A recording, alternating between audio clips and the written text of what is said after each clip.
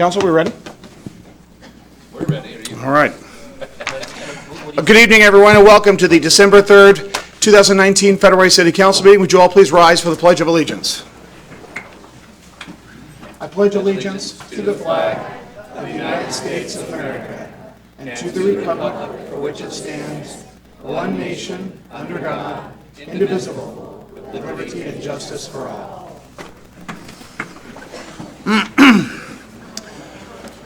Well, good evening, everybody. It's great to see a packed City Council chambers for the last City Council meeting of the year. And this is a very special meeting for a couple of reasons. As you can tell, we've got a team here, and we're going to honor that team here in a moment and talk about their successes, and it's really exciting. But before we do that, we've got, as this is the last City Council meeting of the year, it's also the last City Council meeting of a very special council member, one of our colleagues who has sat on this dais now for 12 years, and that is the outgoing council member Dini Duclos. Let's give her a big round of applause.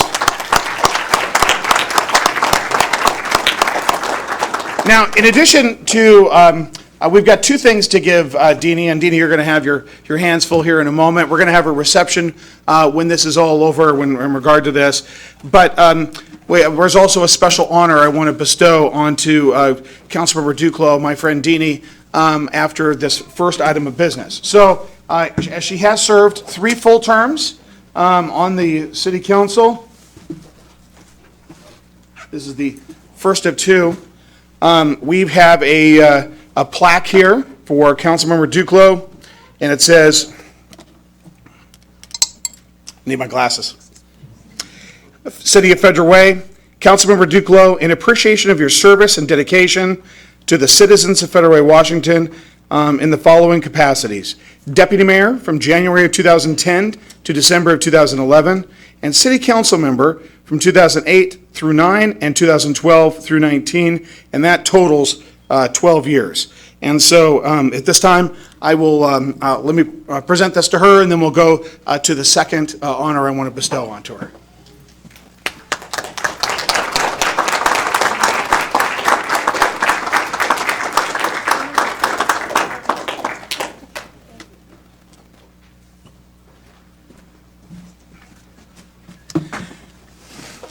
We're going to have the council member say a few words as well.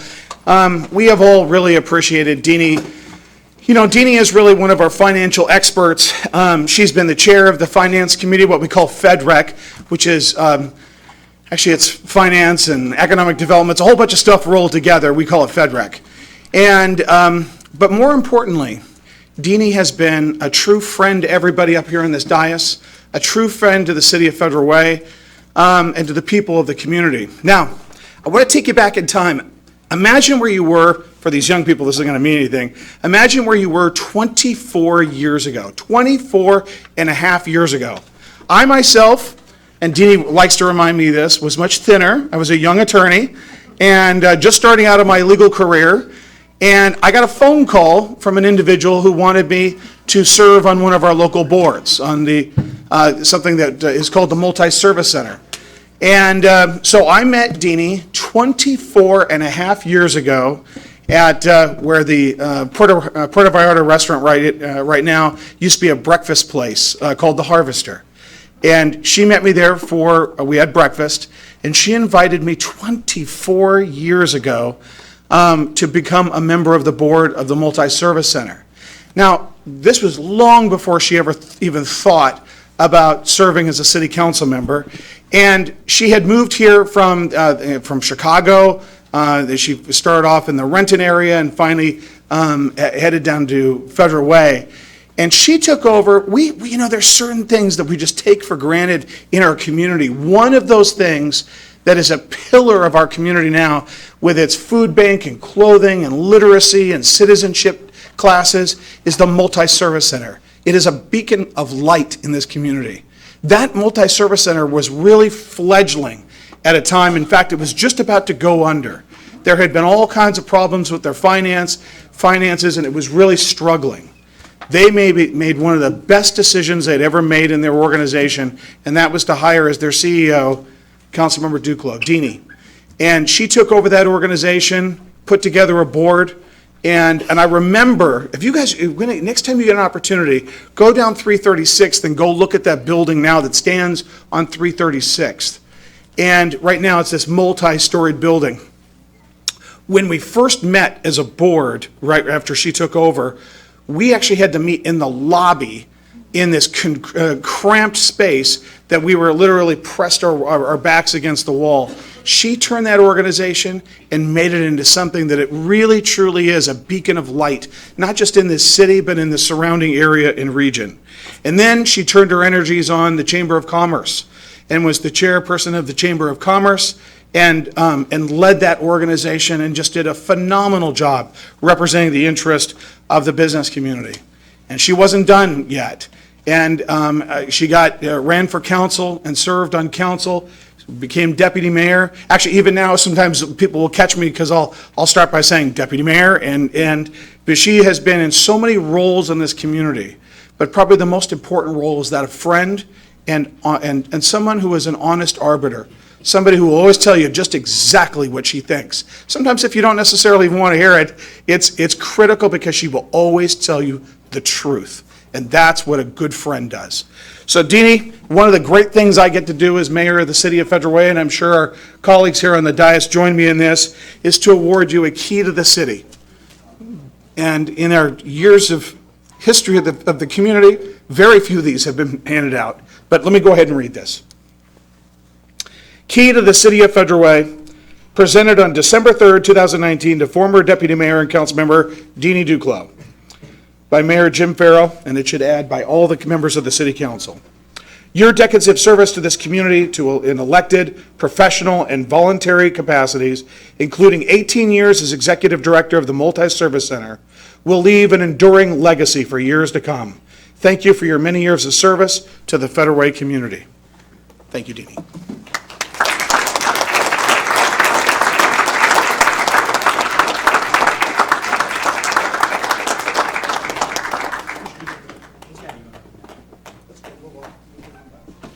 How about all of council? We will. We're going to say a few words first. Okay. Oh, yeah.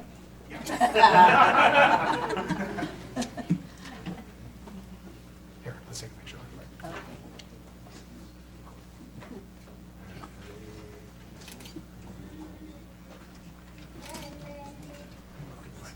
Go ahead, one here. Yeah, please. Oh. I wasn't expecting to say anything, so I don't like to be.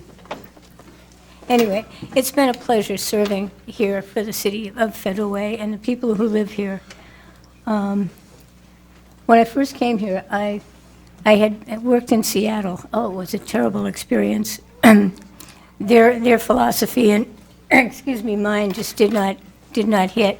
And I used to come down here to Federal Way to go shopping because you had a better mall than they had at South Center at the time.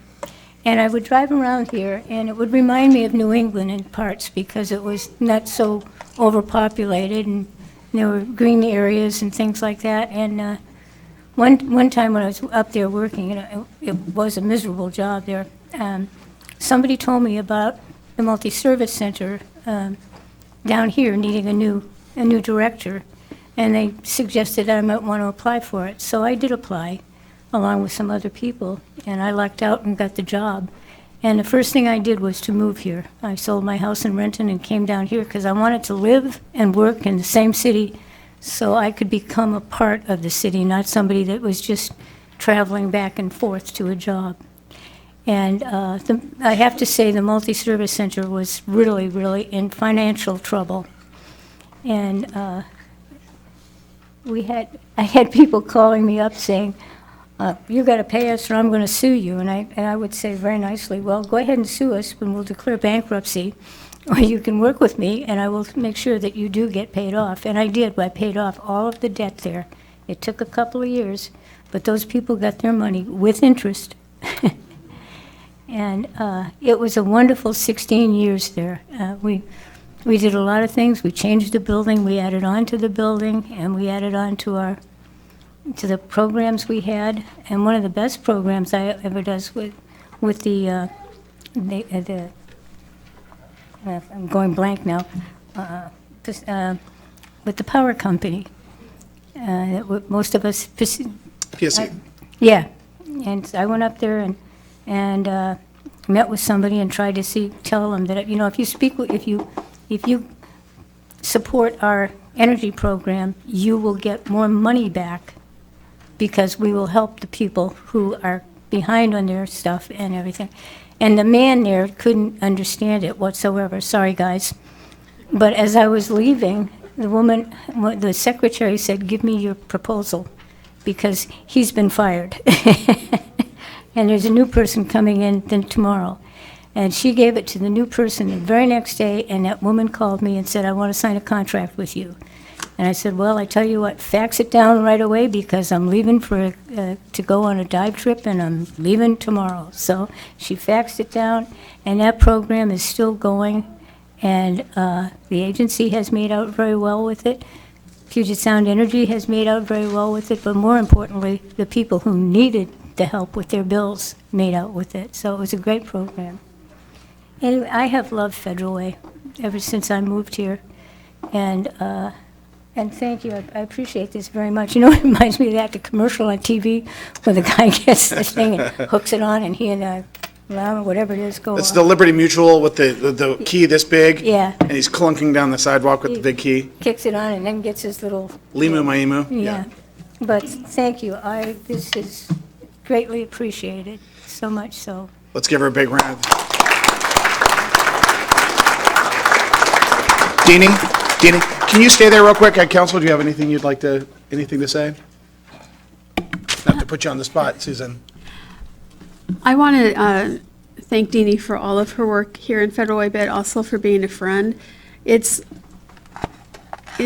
sometimes very difficult to sit here and to be on city council, and there are sometimes we can't talk about things that we've talked about in executive session for legal reasons, and I've had Dini to talk to, and I really appreciate that. And I'm going to miss you, and I know that you will have a good time, and I just want to thank you for all you've done, because you've made an impact on the city of Federal Way. Well, thank you. Yeah. Thank you. Thanks. Okay, can I go now? Oh, not quite yet. We're not done embarrassing you yet. We're not done by a long shot. Councilmember Sefa Dawson. Sure. Thank you, Mayor. Thank you, Dini. I met Dini when she was working at the other agency. I was supposed to shadow an executive director for a program that I was participating in, and we met, and from that day on, you have left an impact on me.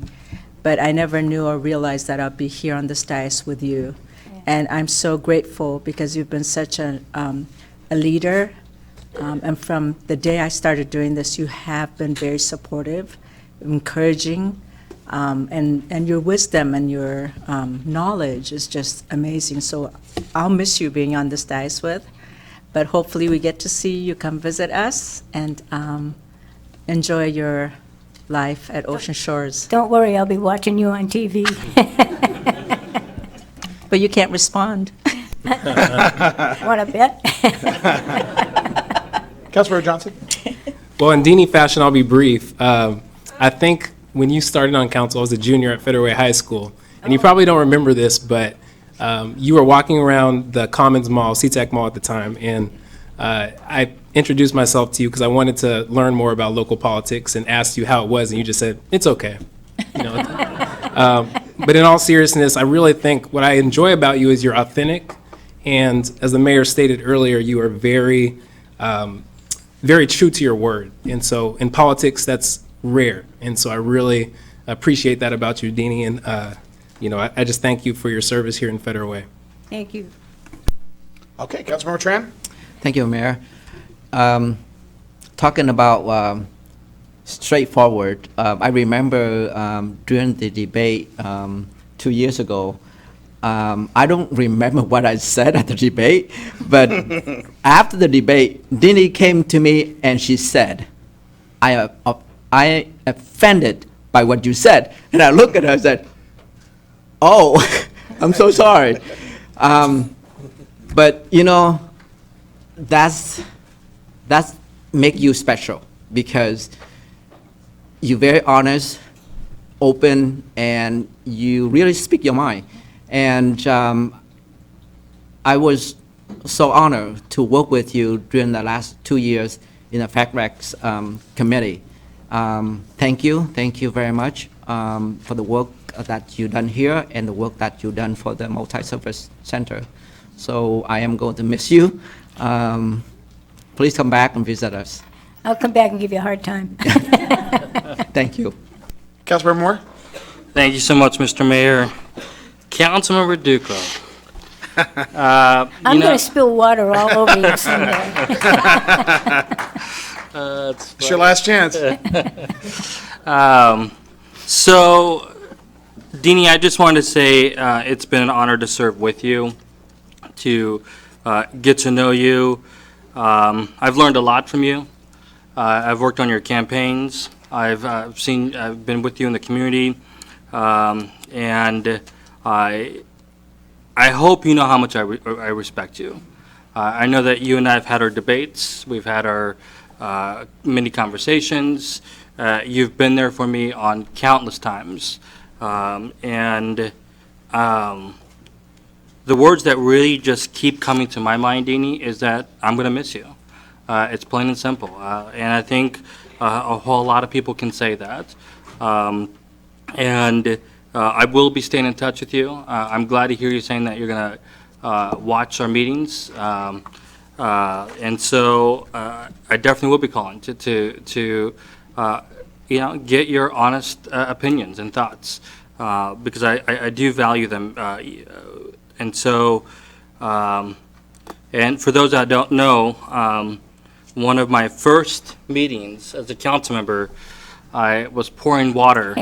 All over me. And these things, they've changed now, but they don't, there's no instructions on how to use the what do you call these, thermos? The pitchers. The pitchers. Pitcher. And so, of course, when I started pouring water, it went over Councilor Duclos all over. So I know that she's forgiven me. Not really. No, okay. Well, someday I think she'll forgive me. I still have tonight, you know. Yeah, there you go. So, Councilmember Copain, if you're wondering why I'm getting closer to you, that's why, you know. So anyways, Dini, thank you. Thank you for all that you've done for this community, for the city of Federal Way, for myself. Again, I'm going to miss you a great deal. Yeah, thank you. Well, I think since Councilmember Moore is telling tales on himself, I'll have to confess the first meeting, I poured water all over the counter too, trying to use that crazy pitcher. So anyway, we got new ones, and that's probably a good thing, at least for Councilmember Moore and myself. Yes. Dini is the son of an Italian immigrant. I know there's a little fire in you, and there's a little fire in me. Mine's been tempered by my Norwegian father, though, but definitely have appreciated your passion. And I know our meetings with Sound Transit won't be the same without you, but it's okay. We'll still hold them accountable. Somebody has to try to keep them on the right track. Absolutely. But no, we really appreciate your leadership and your dedication. I think, I remember back to campaigning, and the advice that you provided was invaluable. And just the friendship that we developed over the years has truly been something I've come to appreciate, and I have a great deal of respect for you, and wanted to say thank you again for all your years of service. You've made a difference in this community. There's a lot of people that recognize that, myself among them. Thank you. All right, thank you, Dini.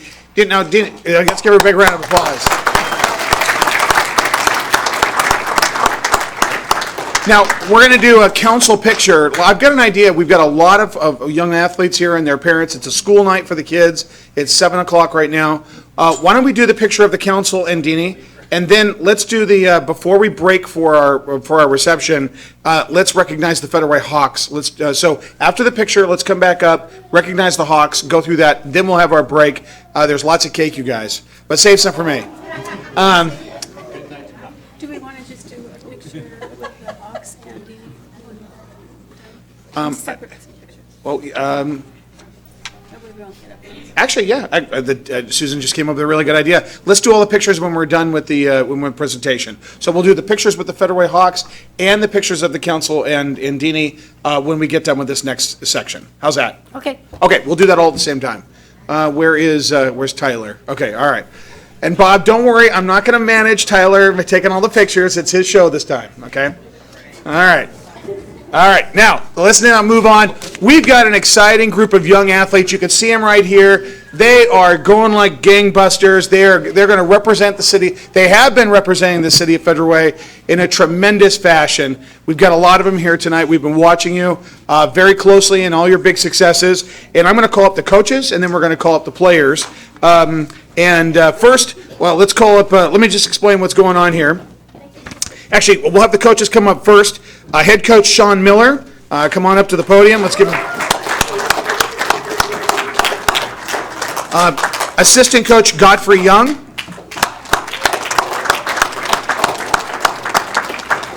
Another assistant coach, I don't know if Lavelle could make it, my former Husky football teammate, Lavelle Frost. Let's give. And assistant coach Salona Ely.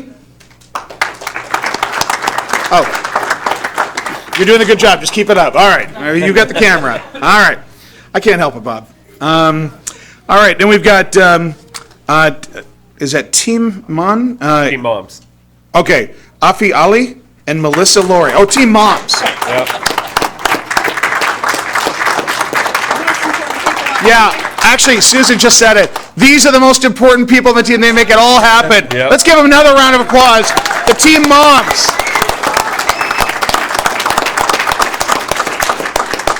Okay, now, we've got our players, and why don't we have all of our players, we're going to do a big picture, you guys. Let's have all the players, actually, I'm going to call you off, and then come on up one by one, and we'll have you line up here, and then I've got the certificates, and we'll hand those, well, I'll give them to the coach here in just a few minutes, and after I give them to you, Coach, we'll have you guys say a few words where our players are. Where do you want them to line up at? Maybe you'll start over here, and then we'll kind of, we'll have them line up going that way. All right, you got it? So when your name is called out, you guys just come on over there where Tyler's at. Tyler, wave your hand, and then we'll just kind of wrap around, all right? All right. We're going to have certificates of recognition, and they're presented to the following individuals, following players. Veronica Madrid.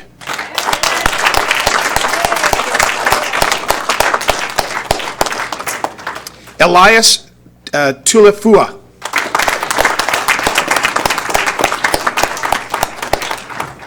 Caleb Whiteside. He wasn't able to make it. Okay. Dante Smith Jr. Also unable to make it. Nehemiah Rivero.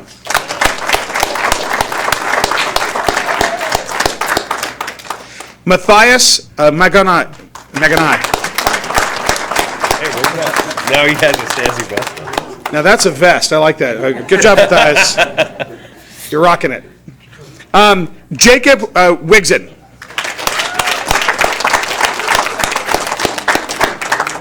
Mose Kalipo.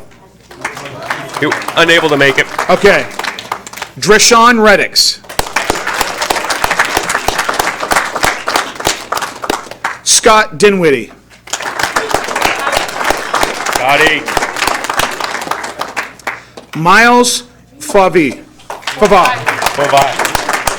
Wrong jersey, Miles. Tillier Cannon.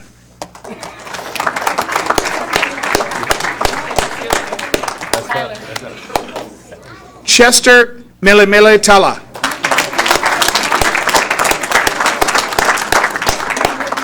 Jalen Thomas.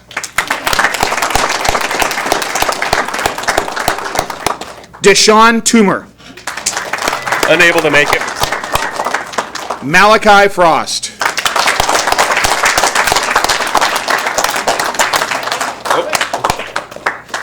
Good to see you, Malachi. Omaha Lutu Ely.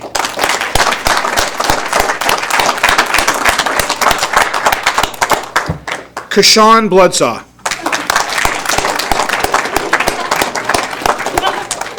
Troy Young.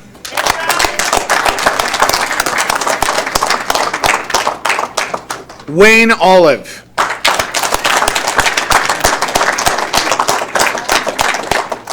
Aiden Keene. Ezra Moalia.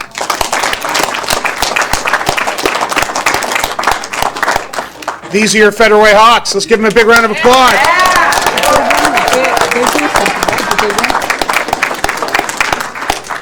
So, actually, here, let me, Coach, I'm going to hand these down. Can you, while I'm doing that, let me bring these down. Mayor, Yes, can you tell us what they did? we will. Okay.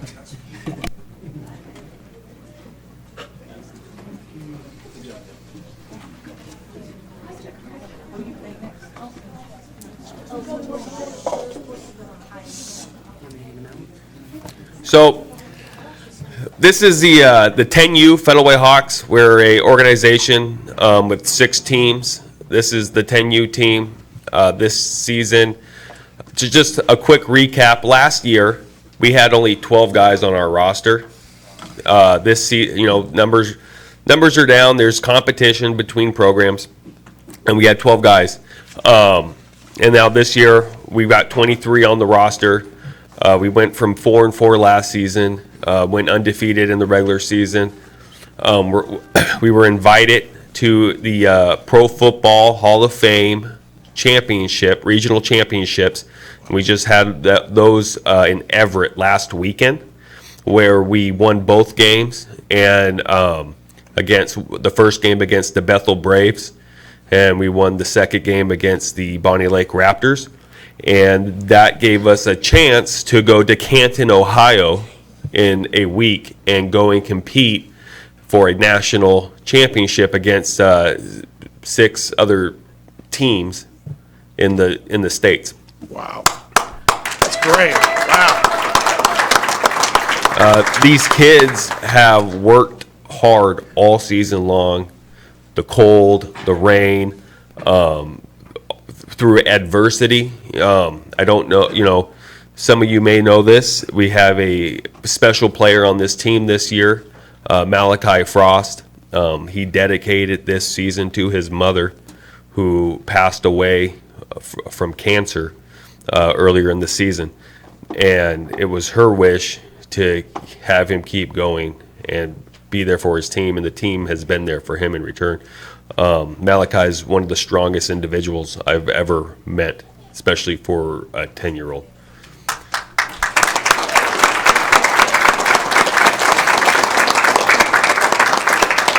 So in order to represent the city of Federal Way in Ohio, we have been working very hard in raising funds, and it has been very tough. And I'm kind of surprised by that. I would be hoping that a lot more support would have come through by now. Other teams in the area, other age groups that are going, they've raised substantial amounts of money. We're working really hard. We've been on street corners with signs. We've been going to businesses, calling everybody in our phone books to raise money, and we're still running short. So in order for us to go, we have to have the parents, we've got the airfares covered, but we need to get rooms covered and board covered. And we're running about $6,000 to $8,000 short in that right now. We've got about $6,000 cash in hand. We got some verbal commitments, but those are verbal till they come up. So, Coach, is there a website or something that Yeah. people can go to? So if you go to the Federal Way Hawks Facebook page, we have a GoFundMe site set up, Federal Way Hawks 10U. You can go and donate money to. We have, and that's the quickest way to do it. Or you can give me money as I leave tonight. That's fine. I'll take that. I hope you brought your checkbooks. But that way there, that would be the best way to do it. I appreciate this opportunity to get in front of everybody tonight. I know a lot of people aren't familiar with the Federal Way Hawks. We've been around since 1971. I played for the Federal Way Hawks when I was growing up in the early 90s. I know people. We've got kids in our parents in our program who have played for the Federal Way Hawks. So it's multi-generational. A lot of high school athletes have come through the Federal Way Hawks that play high school ball. So the Federal Hawks have impacted this community for decades. And so I think it's important that we recognize this, and we recognize these kids' hard work. These kids deserve, with all the hard work and effort they put in this year, they deserve every opportunity to go to Ohio and represent not just the Federal Way Hawks, but Federal Way, the city of Federal Way itself. So I'm just very honored. I'm very honored to have these people behind me, helping me. I'm very honored to have these kids playing for me this year. And what's very important is I'm very honored to have their parents that have been very supportive this season, with the potlucks, with getting rides to kids, with financial help, with everything. We are a family. Our motto is 6 teams, 1 family, and my parents have definitely shown that that is a motto that they live by. So thank you to the parents.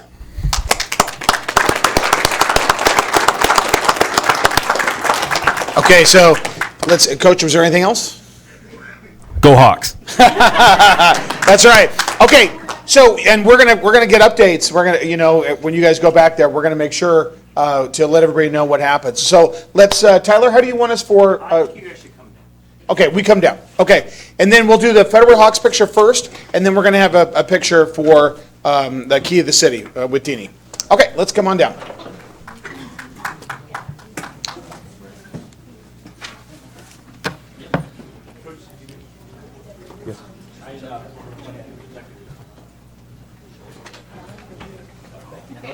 Randy and everybody to come forward a little bit. You guys can all start lining up here. I need to go up here. Council go in the back. Okay, and we're gonna have to squeeze in. So let's get 2 rows of players. 2 rows of players.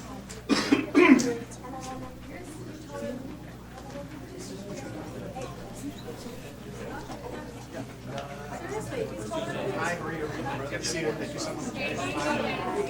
on the side, Martin and Jeffy keep going the back.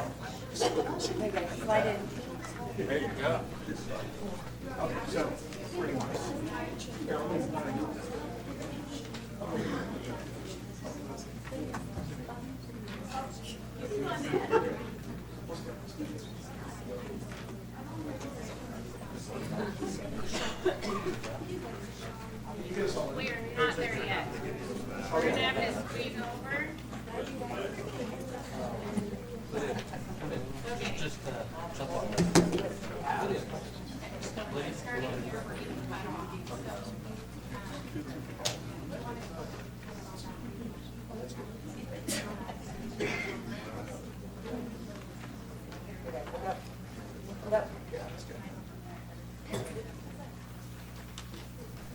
We have to go back and get them all, sorry. Okay, there we go. Everybody just start smiling. Lots of photos being taken.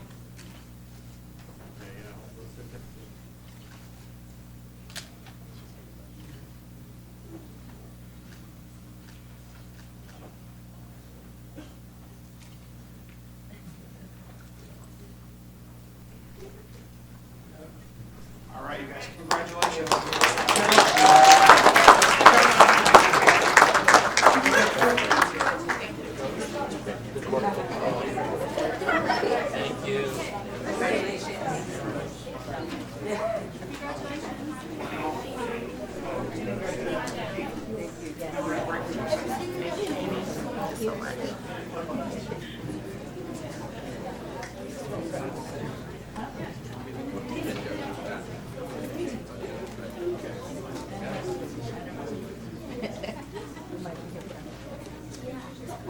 Oh, yeah, we want to let to the middle. And then I'm gonna figure which way. Down, guys. You be on the other side. Okay. How do you want?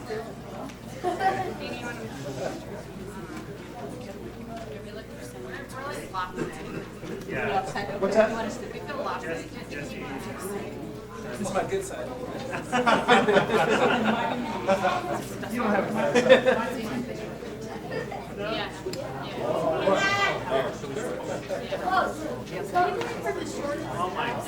here we go. Here we go. All right, everybody smile, guys.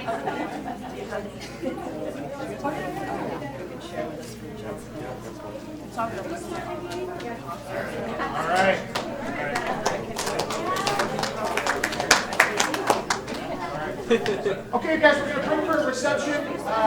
Let's call it maybe between 10 and 15 minutes. So, as they say in Federal Rocks, ready, go. Go Hawks!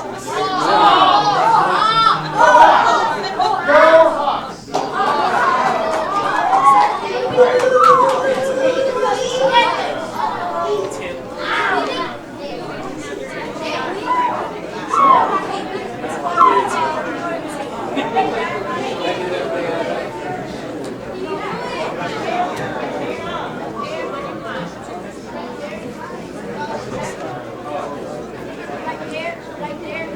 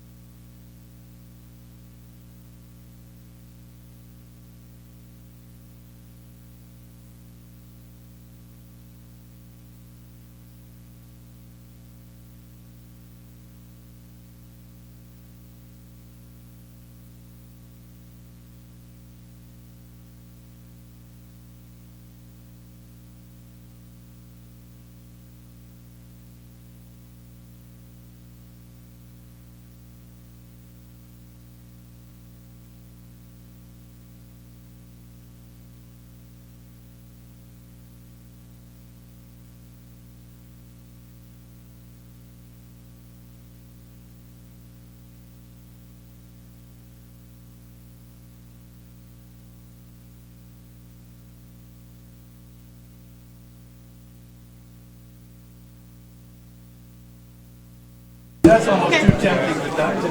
to see you, Commander. All right. Okay, everybody. He's going to call us to order, and we're next up. Okay. Let's go ahead and get started. Yeah.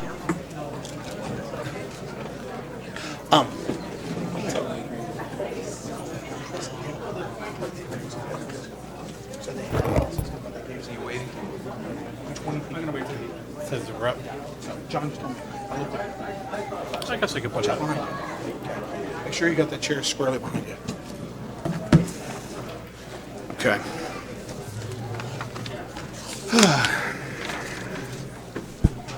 Okay, actually, do we have Lydia? Where's Lydia? Here she comes.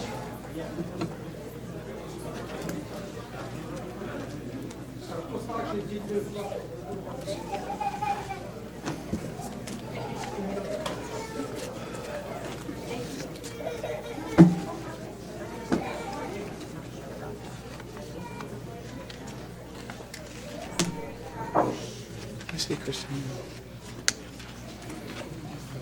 Oh, great. I see Christine Reeves. I thought I saw her.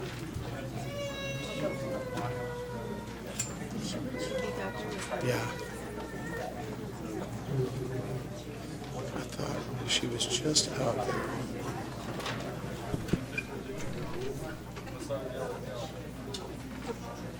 Where'd she go? Where is she? There she is. I got her. Okay, I'll call the meeting back to order. We have been joined, and not to embarrass you, Christine, but we've been joined by our state representative, Christine Reeves. Let's give her a big round of applause. Thank her for her service. And we also have our council member-elect, Linda Kochmar. Linda, are you in the back? Let's give her. Thank you, Linda. Okay, all right, let's go ahead, and we're back on the agenda. Item B, under presentations, the 30 for 30. Bill Vadino and Tim Johnson. Tim Johnson. Am I Jake or Elwood? The hardest working man in government, everybody. Tim Johnson, our Economic Development Director. Mayor, City Council, Tim Johnson, Director of Economic Development. We're getting ready to celebrate our 30th anniversary, and as a component of that, a brainstorm opportunity presented itself on asking the citizens, residents of our great city for a gift. And that gift is 30 minutes of their time over the next year to assist nonprofit organizations domiciled in Federal Way, nonprofits not domiciled in Federal Way, and to help its government, the city, on special events such as the painting of the fence here on a project that we've done, Mayor, I think off and on over the last 5 to 6 years, sir. Yep. And in that regard, that provides, if we have nearly 100,000 residents of our community, that would provide over 3 million minutes of volunteer time to help causes, to help improve our community, or 550,000 hours, or a little over 2,000 days of effort. And within the context of that, it illustrates the fact that we can take advantage of a once-in-a-lifetime opportunity of our 30th to be able to do this. It's branded well, 30 for 30, and I think it's something that city staff would like to recommend to you to begin our mobilization. Bill will work through the details for you. So here are the details. Go the other way, hold on. And Bill, could you introduce yourself? I'm Bill Vadino, Policy Director, and wanted to let you know, as we always do, that the cost is going to be between $4,000 and $6,000 out of the mayor's budget.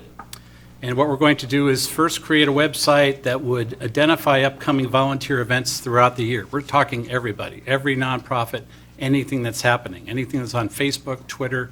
We're going to help capture it and help these wonderful organizations. And with this website, we'll also utilize Facebook, Instagram, and Twitter to repost these events and promote them as well, too. Now, the way we're going to do this is the website's going to be sort of like the main place to go. However, as we know, if you look at any other website, ours, the school district, people go to the website, and if they like Facebook, Twitter, Instagram, they sort of go through that porthole. So this website immediately will have those portholes. It'll have a list on the drop-down menu, the upcoming events, which we'll be asking organizations for. It'll have a list of organizations and contact info. If they heard that Shelley Pauls was doing something with We Love Our City, they can go directly if they just don't exactly know the event. There'll be a sign-up function and an e-news that will populate regularly, so people would know what's going on. And then, of course, Facebook, Twitter, Instagram, and the website. And then the social media feeds, as I told you, will be on the website. And then, of course, with anything, we're going to measure success to see how many people are participating, how many organizations are there as we celebrate our 30th birthday. And, of course, the website would be ADA compliant. And after the year, it'll be in place and it'll always be there. Always be fed, because it's just not a birthday situation. We will always have that volunteer situation going on for our city. So the timeline is, we're giving you the update first today. We're in the process of updating our nonprofit and stakeholder list so we can contact everybody and orient them to this situation. So we'll be contacting them through December. We'll be soliciting events through December and January, and we'll be designing the website and the social media feeds. The social media feeds will be a lot easier, but the website's got to be lean, but it also has to populate easy so people can sign up, and so there isn't a lot of effort percent for that. So estimated cost, $4,000 to $6,000. It's on the mayor's budget. Those of you who are ESPN fans are aware that they've got 30 for 30 trademarked. Ours will be 30 for 30 Federal Way. So there'll be no problem getting that website as well, too. So, any questions? Deputy Mayor Honda. Thank you. So how do the groups get their volunteer opportunities on the website? Is there a form to fill out? Yes, we're going to have paper forms and also online forms. So once we contact them all, we're going to say, here's how you can either email or go straight to a link to get their events on there. And will there be anything that would be excluded from being on the website? It'll be nonprofits, organizations. We'll have to make sure we work with law to see if there's anything that would be excluded. But right now, it's pretty much what you see as far as all the events where people volunteer here in Okay. Federal Way. All right, thank you. You're very welcome. All right, Kelts, any other questions? Very exciting. It's a 30-year anniversary coming up next February. So it's going to be very exciting. The time has flown by, and we've got all kinds of great things coming up that we're going to be rolling out as the time goes. Tim and Bill, thank you very much for your presentation. Look forward to great things. Okay, I want to show you guys, if you take a look at the picture right there that's on the screens, those are, I want to thank Public Works. Those are the new snowflakes and the wrapping of the poles this year. We've had a history of lighting up our trees throughout the city. That was time intensive and also, sort of sometimes a little hit and miss in regard to, whether they stayed up and how they weathered. We also wanted to make sure that we could do the big snowflakes.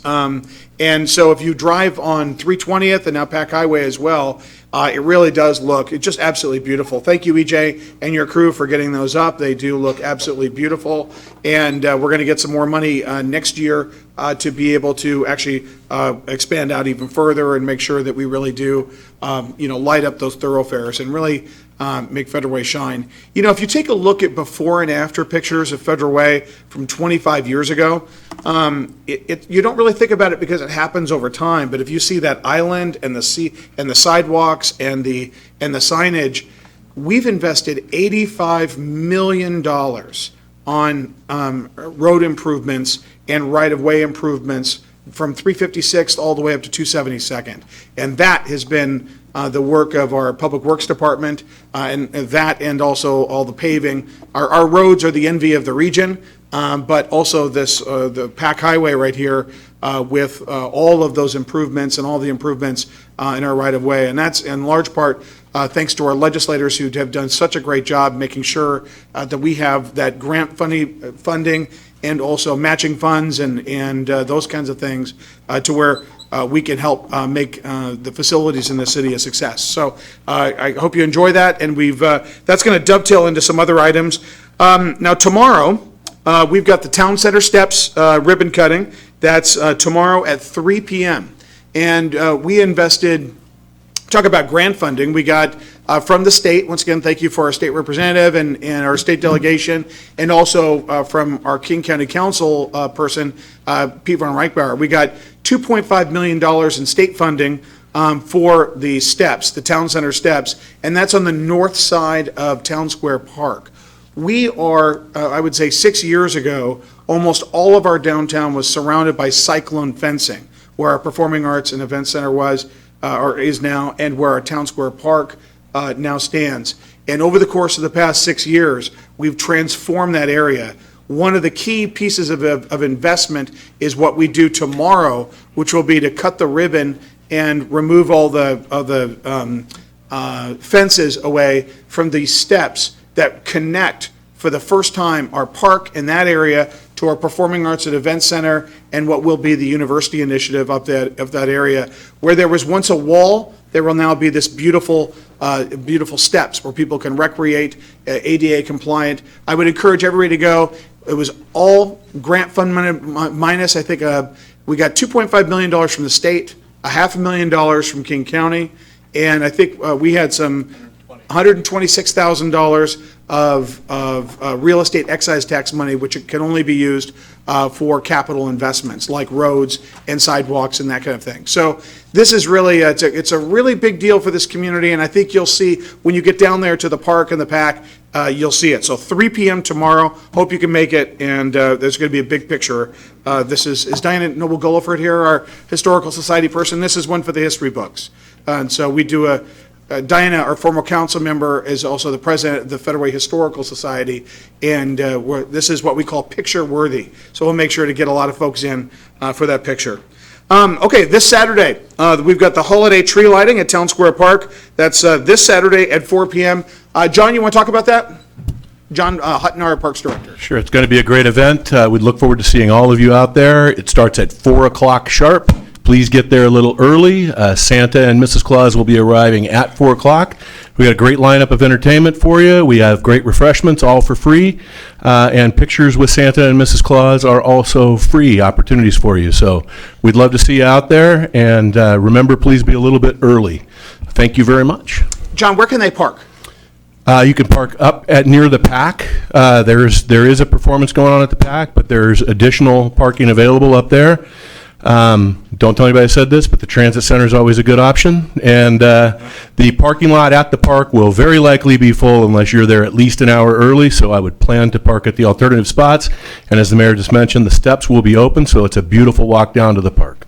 And it's lit. So the steps, the town center steps are all lit, and there's a gradual pathway for those who have, transportation issues or need a flat surface. So you can get from where the Performing Arts and Event Center is down to the park without having to, traverse any stairs. Councilmember Duclos? The other place is the parking lot in the, where the shopping area is. Right. You can kind of sneak in there too. Please don't park near Pack Island Grill. It does affect their dinner business, and they get a little unhappy about that. So please park at the other spots if possible. Okay. Sometimes the city, we're a city of 100,000 people, just about, give or take a couple of thousand. But it's times like this that it sometimes feels like I grew up in a small town where the tallest building in town was a water tower. It's times like this, and it's times like the where we light the tree, where it feels like a smaller town. And so that whole discussion right there just kind of reminded me of the kind of discussion you'd have at a small town city council meeting or town hall meeting. Let's just make sure, have a plan about where you're going to park. A lot of people are going to be there. We're going to have a lot of performances. It's just a great time. One of the things that we've done, I drive John crazy because I'm always over at Town Square Park looking at the turf or looking at the tree. And no, I'm not an arborist, but I think last Christmas we put 10,000 lights on that tree. So over the course of the past year, we've been very concerned about the vitality of the tree. The good news is we've erected an exoskeleton around it, so not to John, you want to tell us about the structure around the tree and how that's going to be a little bit special? I'm not even sure I can spell exoskeleton, but yes, our parks maintenance crew, we have some talented people that actually hand-built a large cage kind of around the tree. You can see the tree through, but the lights are hung on that to take any pressure and stress off the tree as it continues to grow. A living large tree like that is a delicate living thing, and so we need to be careful with that for the first several years. And so it'll be a different look than what you've seen. It's very cool. We've been testing it every morning. If you want a sneak preview, you can go out there about 5:30 to 7 o'clock in the morning before it's light, and you'll see it. It's very cool. It looks really nice, and it'll take a lot of stress off of it. And again, some talented people created that to protect that tree. So. Yeah. We want that tree to get big. We want that tree to survive. My son and I and Dini actually were there when that tree was actually lowered into the ground by a crane. Councilor Duclos? Well, I do my mile walk every Wednesday, and I've seen them putting those lights on, those little tiny lights, one by one by one. And I feel so sorry for them. It's beautiful when it's done, but it's really a labor, and I'm not going to say a labor of love. Well, I think and it's going to be a great thing for people just to drive by. You can be able to see it from the mall. It's really just an opportunity for us to come together. Before we had Town Square Park, we used to have to do this at the mall, at the Commons parking lot. So now we've got a place where we can all gather and come together. Okay, we've got our legislative breakfast on December 11th at the Federal Way Community Center.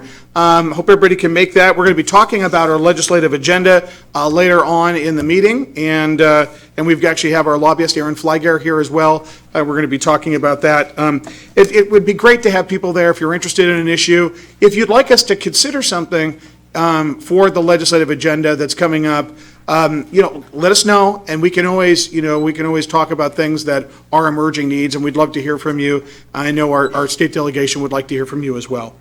Okay, and it's a great free breakfast as well. So I think the doors. That's again next Wednesday, December 11th. Doors will open at 7:30 where breakfast is available. At 8 a.m. we'll get started, and we'll try to be right on time and get everybody out the doors at exactly 9. So it'll be about a 1-hour program. Okay, and let's see here. Okay, reminder everybody, this is our last council meeting of the year. We normally cancel the second city council meeting of December to allow people to enjoy the holidays. So there is no city council council meeting on December 17th. And we're also working on the Roger Freeman Recognition Working Group, and there's going to be more news on that as time goes on about the putting together the working group to ways that we can honor our former colleague on the city council and a former state representative, Roger Freeman, and that working group is going to be working on ways that we can honor his service and his friendship in our community. And I think Bill Vadino is going to be, where's Bill?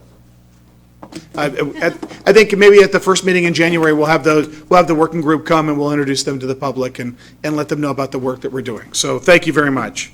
I'd like to thank Betty Taylor and for her, really initiating this process, and also Roger's widow, Sonia Freeman. So let's give them a big round of applause for really leading this effort.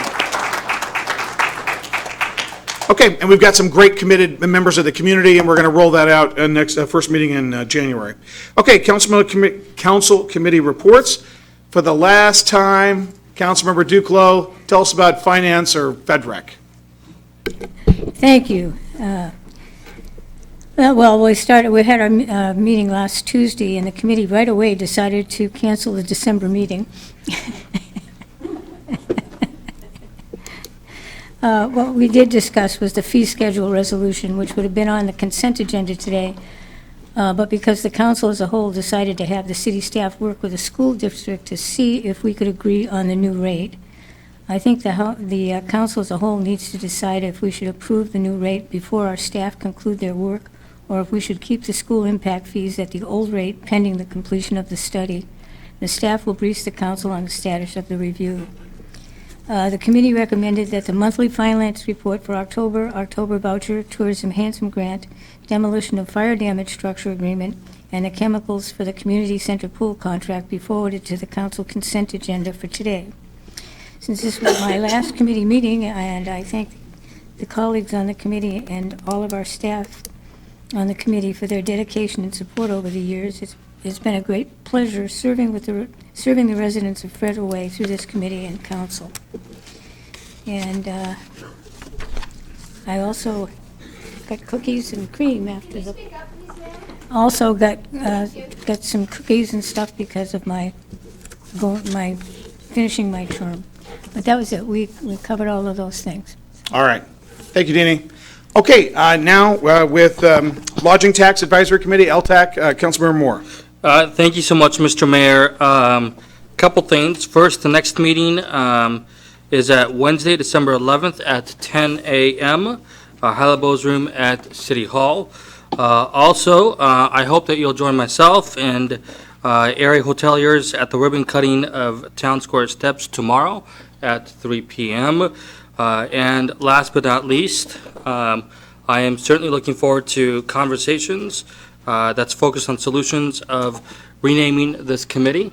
I did not get my Christmas wish, Mr. Mayor. Yep, I did not get my Christmas wish of changing the name, but you know what? When we're patient and we're diligent, things will prevail a little bit later on. So I'm hoping to get that completed at some point next year. The new name of this committee that we're looking at is the Federal Way Tourism and Visitors Committee. So it's more relatable. People will automatically know what that means, and that is the purpose of why we want to change this name. So I know that with your help and others, we're going to walk towards a solution for our New Year's resolution, perhaps. That's right. There you go. Okay, it's on camera now. Good. All right, with that, I'll end my report. Thank you. All right, thank you. Lodging Tax Land Use Committee, Councilmember Land Use and Cope. Transportation Committee Chair, Mark Cope. Yeah. That's it. That's you. Okay, Mark. Thank Exactly. you. Yes. Mayor. I like to do it without looking down. It's all written down. Yeah. Exactly. You know, I like it, We had a good meeting last night, and one of the things that keep made it this real. meeting great is that we got to actually, we had 3 projects that we accepted as complete and moving them forward to the council for full approval. But those 3 projects, the Military Road and 298th Street compact roundabout, our NHS preservation project, and our asphalt overlay project, all those totaled $420,000 in savings for the city. And just to explain that a little further, we get bids, and we get the bid from the lowest. We accept the lowest bid from the responsible bidder. And what happens, though, once that bid is accepted and the work proceeds forward, the staff works with the contractor to make sure that the jobs are done as efficiently and as effectively as possible. And in the process, oftentimes can find ways to save money. And this $420,000 in savings is a reflection of our staff's ability to work effectively with the contractors awarded the business and their level of expertise in making sure that we come up with the best solution. So again, very pleased with the staff's continued efforts. I don't have a total for the entire year, but we've saved, I think, millions of dollars this year in savings by driving these projects through to completion as effectively as possible. So kudos to the Public Works staff for that.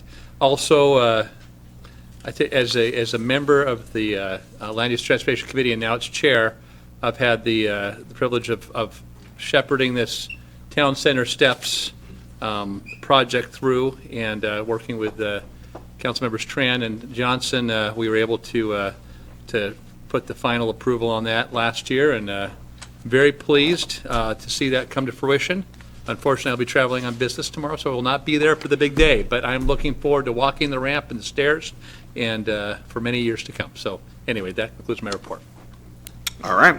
Parks, Recreation, Human Services, Public Safety Committee, Councilmember Johnson. Thank you, Mr. Mayor. I wanted to first say that we have a meeting next Tuesday, December 10th. It'll be our last meeting of the year. And as we all know, every 2 years, there's a realignment of committees. So if this is my last meeting as chair of this committee, it's been an honor. I want to thank Chief Andy Huang and Parks Director John Hutton for their partnership, as well as committee members Kopang and Moore. And then also I wanted to acknowledge the Federal Way Police Department for their partnership and solidarity last or 2 weeks ago, we had a convening with local service providers in the field of youth violence prevention, and we had a really strong conversation in that work, and wanted to acknowledge Officer Thaddeus Hodge for his team and his team for that work with meeting with local service providers. So thank you for that. And then also, I think School Board Member Trudy Davis is here as well in the audience. Wanted to acknowledge her. I think she's back there somewhere. Thank you. All right. All right, and now we also have regional committees, the Public Issues Committee of the Sound Cities Association, attended to or being represented by Councilmember Asafa Dawson. Thank you, Mayor. There's nothing, no report at this time. We didn't have a meeting. Our next one is actually next week, so. Very good. Yes. Okay, thank you. Thank you. Councilmember Tran, you have been around around the world a little bit. You want to tell us about your travels and your representations on behalf of Federal Way? Oh, wow. Thank you, Mayor. Last month, we went to Asia for about 25 days, visited 6 different countries. I was on a private trade mission slash personal. And for my report, I'm going to just focus on the visit that I did with the sister city in South Korea, Donghae. That's the name of the city. I don't know how to say this, but it was a wonderful visit. It's beyond my expectation. Thanks to the former mayor, Michael Park. He was the one who make all the arrangement with the mayor over there and the city council over there. They treated us so nice. From their city to my hotel, it takes about 3 hours driving. So they sent a driver, a personal assistant, and interpreter to pick us up at the hotel, bring us back to the city, have lunch with the mayor and his wife, and then after that, we visited the city hall and met with some member of the council there. And through the interpreter, I said I was honored and humbled to be here, and they said, no, we are honored and humbled to receive the current sitting elected official from America. So I like, wow. It was really wonderful reception. We spent about 20 minutes at City Hall talking about ways to improve our relationship, by cultural exchange, education, tourism, and things like that. So we spent about 20 minutes talking about that, and then I toured the city, visit different departments. And then after that, they took us to some of their tourist destination. And so we spent about 45 minutes driving around the city, and then after that, they bring us back to the hotel. The staff that they sent to help us during this trip, they work on that day at least, I have to say, 14 or 15 hours. Wow. Straight. Wow. It's just amazing. I mean, it's just amazing. And I'm very grateful for that. I did bring with me a couple of videos from the mayor, and I hope to be able to show us here. It takes about 8 minutes. Is that okay? Is it all hooked up? Yes. It's ready to go? Yes. I just go there and then All right, let's do it. click on it. Hey, should we watch a video from Korea? Let's do it. Great. Okay, Thank you. thank you.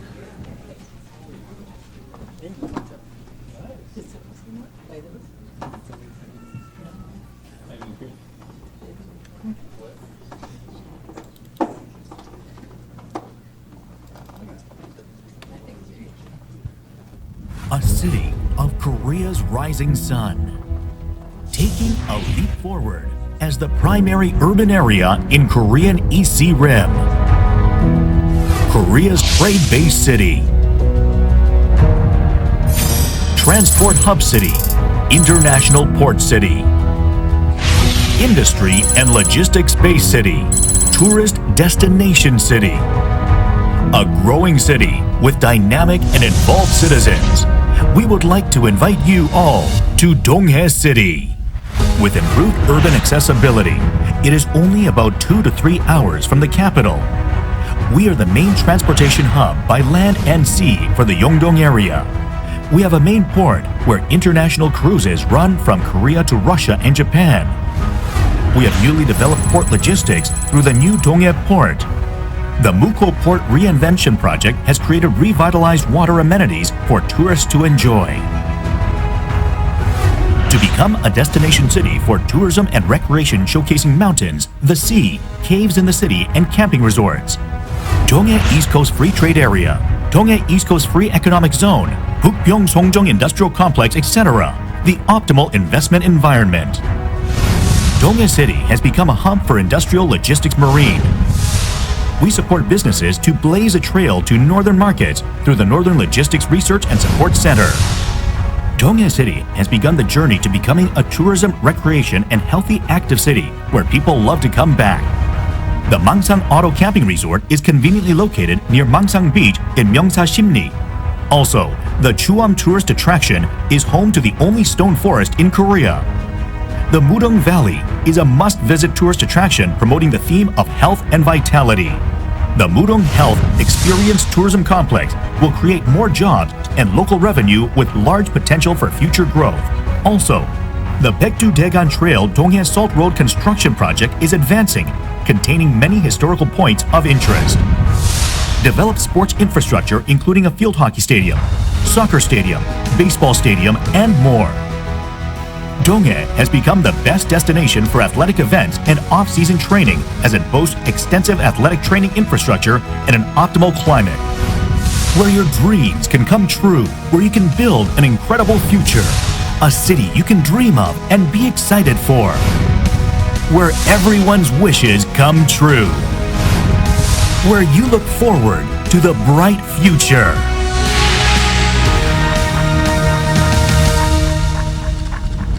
Donghae City is waiting for you now. All right. Thank you.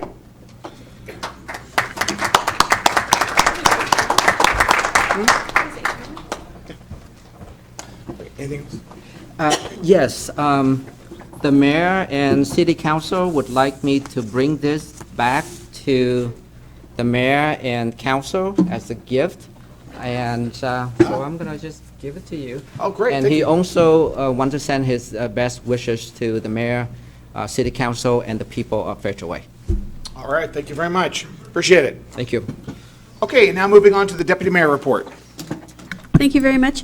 So last council meeting, there were 3 of us that were gone. Councilmember Tran was in Asia somewhere. And Councilmember Safidasan and myself were in San Antonio, Texas, at the annual conference for the National Foundation of Women Legislators.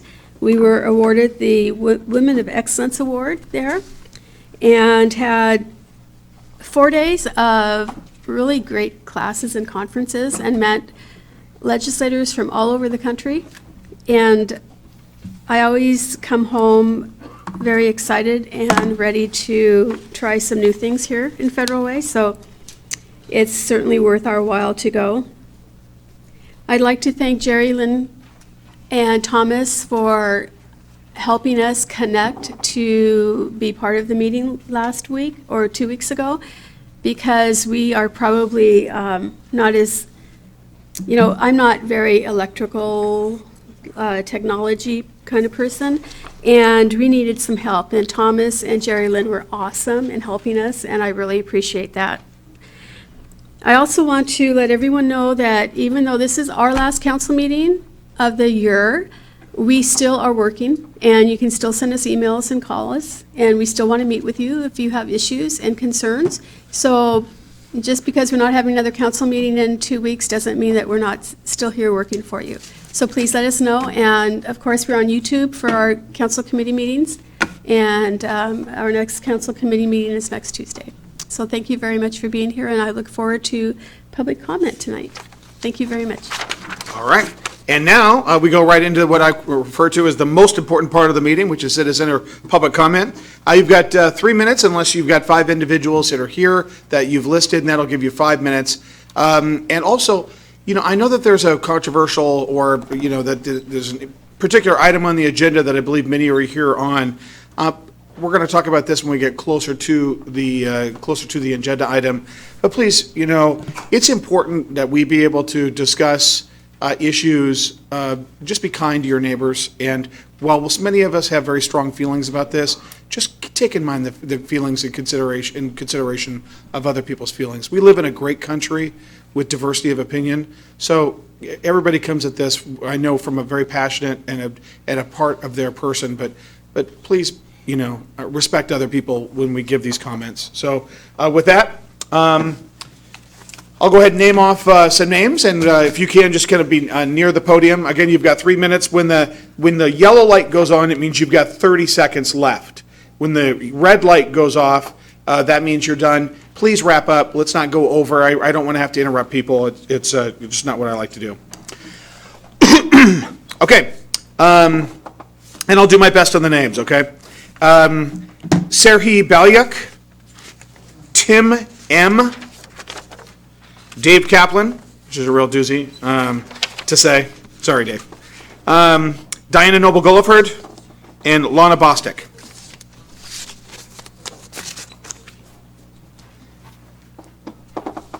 Mr. Balyuk. Hi, my name is Tim Moroniuk, as a resident of City of Federal Way. I wanted to start out thanking Mayor and Deputy Mayor, council members, and the staff of City of Federal Way. You guys have been here for many years, and we appreciate everything you guys do for the citizens of Federal Way. I am here just to speak about item number 7B in regards to third-party flags on city property. I wanted to express my concern about it. I strongly don't believe it's a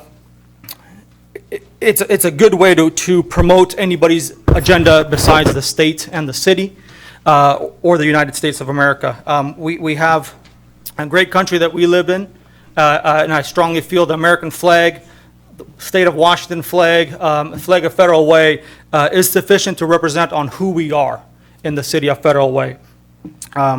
I understand that we come from different backgrounds and we all have different beliefs, but we respect each other. We all have a common goal is to respect the United States of America and the city and state that we live in. Setting up different third-party flags, no matter what it would be, it divides us. And then when we get divided, when there's no unity, there's no peace. Please take that into consideration. Thank you. All right, thank you. Is Serhii Balyuk? Serhii Balyuk?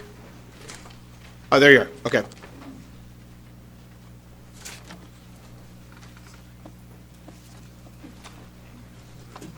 And please tell us actually how do you pronounce it?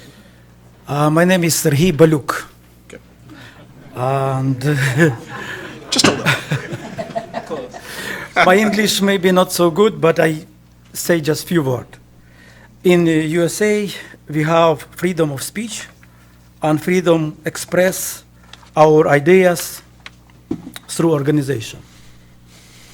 Therefore, we have many different movements and organizations, like animals' rights movement, Black Power movement, civil rights movement, Greenpeace, and thousands of them. All this movement and organization equal and has own rights. One organization cannot be favored over other. So the movement, which flag we're talking about, is one of them. So my question is, why some people try to put one movement above the other by placing the flag over the City Hall. Federal Way City Hall is representing of all citizens and cannot give preference one movement above the others. Thank you very much. Thank you.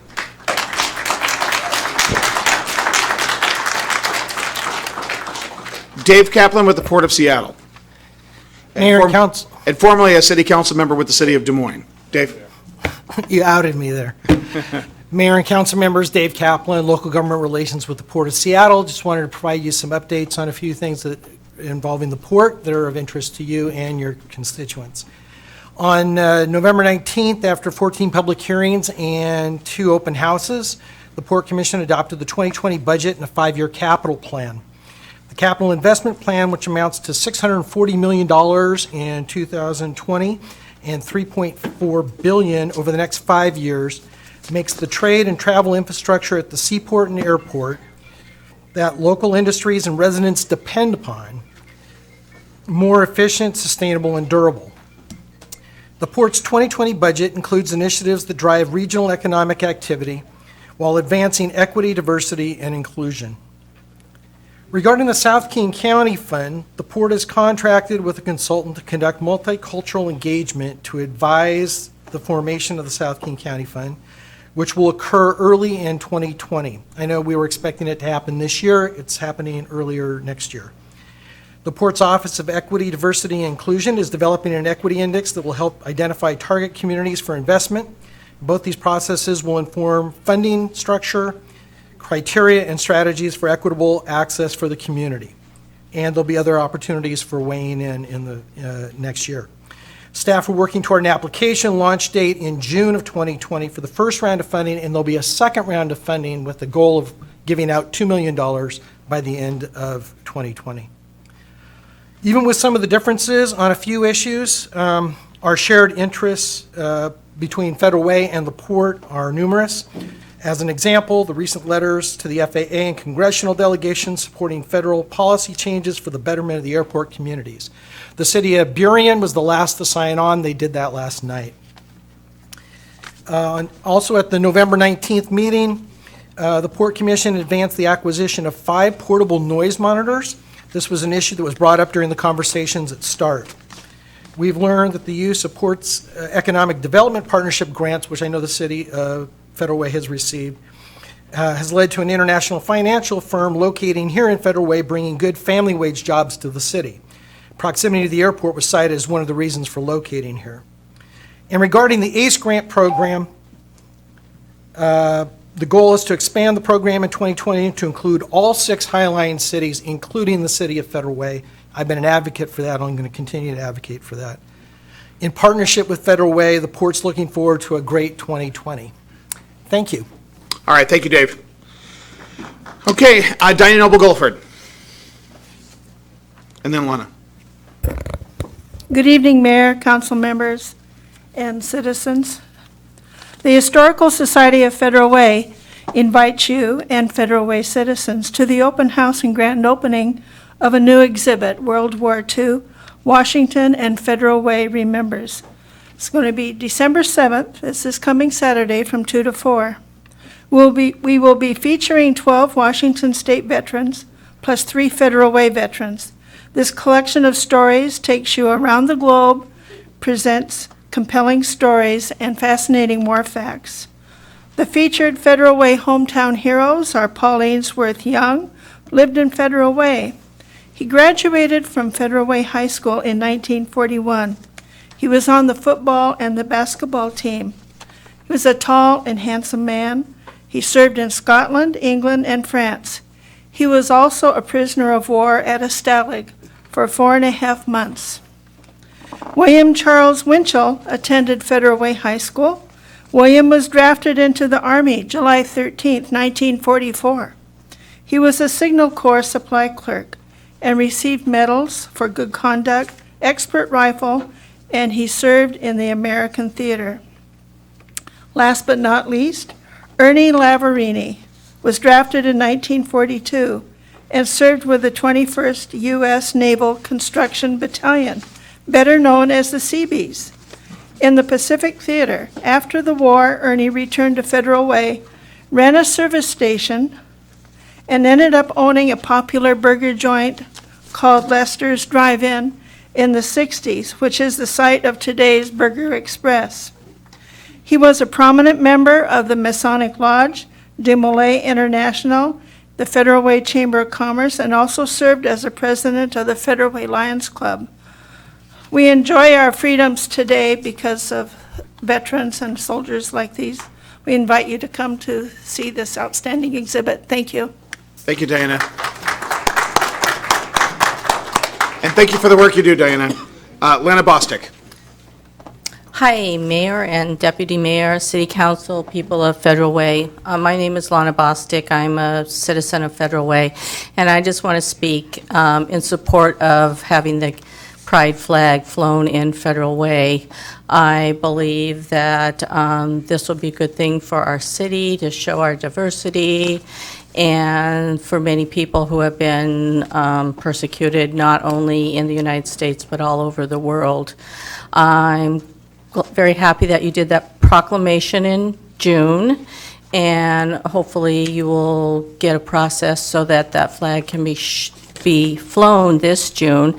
I think the best place would be the big flagpole on 320th, because more people would be able to see it. Not everybody comes here to the City Hall unless they have to. So I think that would be a better place for more people to be able to see it. I'm thankful for you for doing the proclamation, and hopefully this will be resolved.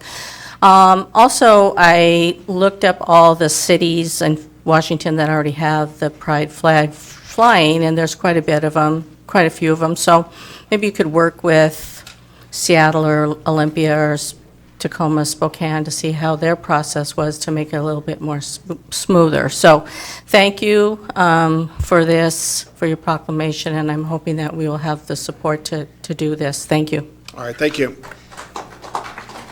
When folks holding the signs, please be mindful of the folks behind you. It's like having a tall person at the movies. You can't really see what's going on, so please be mindful of that. Okay, next round of speakers. Alex Kirichenko, Dmitry Sidlovsky, Vitaly Pianstin, Dana Holloway, Dennis Kifarishin. So Alex Kirichenko.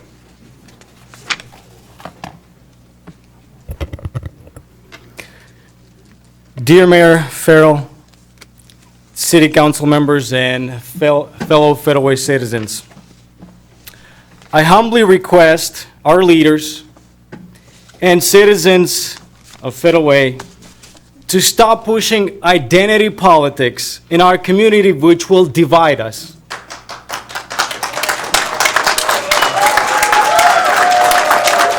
Let's focus our efforts on resources and things that will unite us. Can you hold on just for a second? Can you stop his time just for a second? Hey, you guys, there are people on both sides of this. Can we let's just make sure that when people are talking, let's just let them talk. There are people that here that may disagree with you as well. Let's just let everybody say their piece. I want to make sure that if people are here who disagree with you, that they don't feel like they're outnumbered. Okay, so go ahead. Actually, can we restart the time? All right, go ahead and pick off where you're at. But let's just say our piece and let's not let's just make sure that we just go ahead. I think I've said it.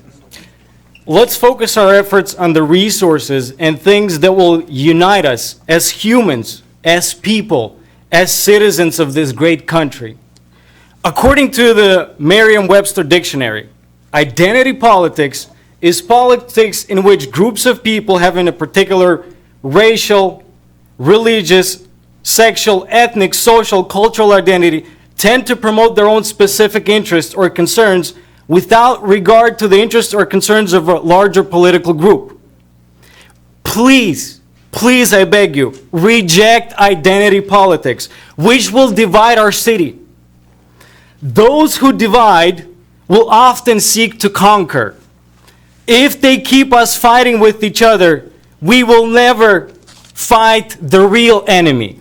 And believe us, not the LGBT community. They're not the enemy.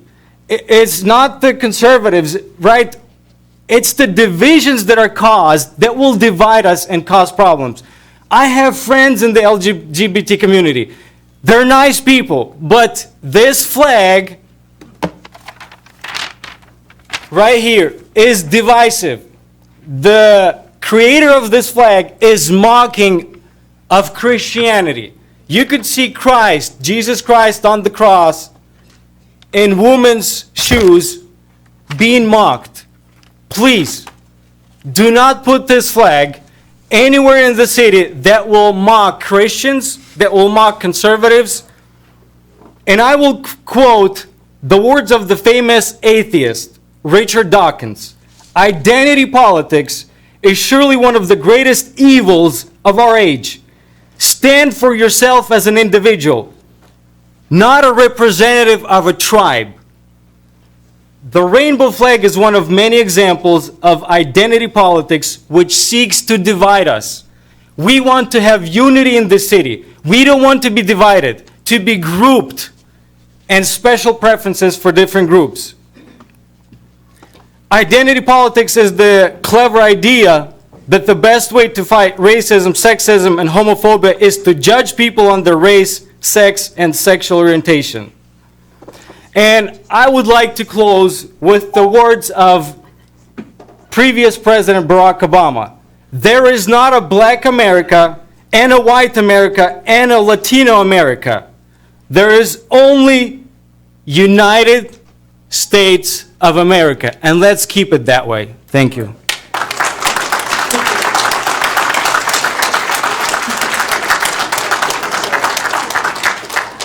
Dmitry Sidlovsky. And then Vitaly Pianotin.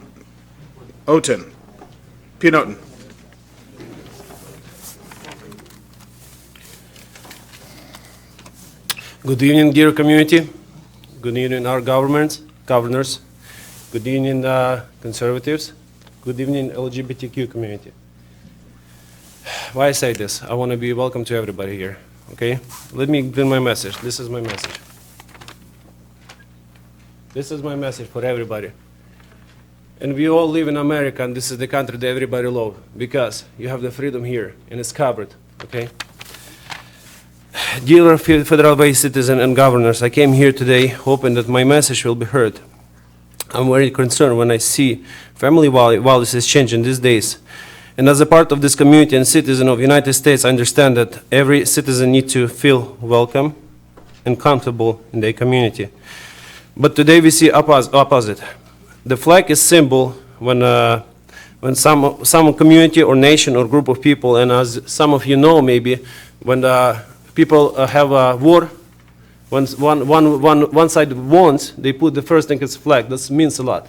That means a lot. And we understand why this community trying to put it. We understand that. Let me finish my message.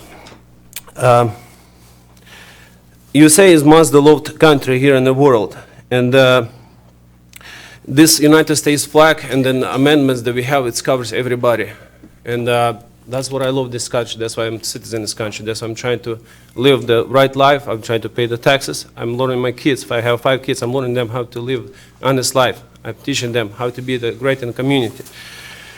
And the flag of the United States is guarantee freedom for everybody. And that's the flag that we should have it everybody, nothing else. I'm pretty sure that not LGBTQ community will be happy if somebody will put the flag, discriminate their rights, or same thing, the conservatives. You should understand, we have to be equal on the middle. That's America, that's America. If it's a different way, then we could call Soviet Union or some other country. We are from the country that we see the persecution. In the Ukraine, many, as you know, we have a fake FEMA, 6 million people died over there. We see the people dying. We see the grandfathers was taken for the jails, never came back. And then the woman supposed to take care of those families. We see that. We see that. Behind my city, there was around 24,000 people, Jews, was killed at the World War II, and we see that. That was happening in our country. Let me finish this real quick. So don't let it happen, please, because only under the United States flag, we are all equal. My message quick to governors, don't let it happen. My message to the LGBTQ community, You are all welcome, but just have respect to your neighbors. Be tolerant, and please respect my rights as well, you know. Don't try to be on the top of somebody. God bless everyone and make this community great community. And then I'm the concerned parent. I'm not the mob person. How the last year, April 3rd, somebody write down in the newspaper. That's hateful message, guys. Don't do that. That's what we want to feel welcome here in the United States, okay? And be equal to everybody. Thank you. Sorry for taking too much time.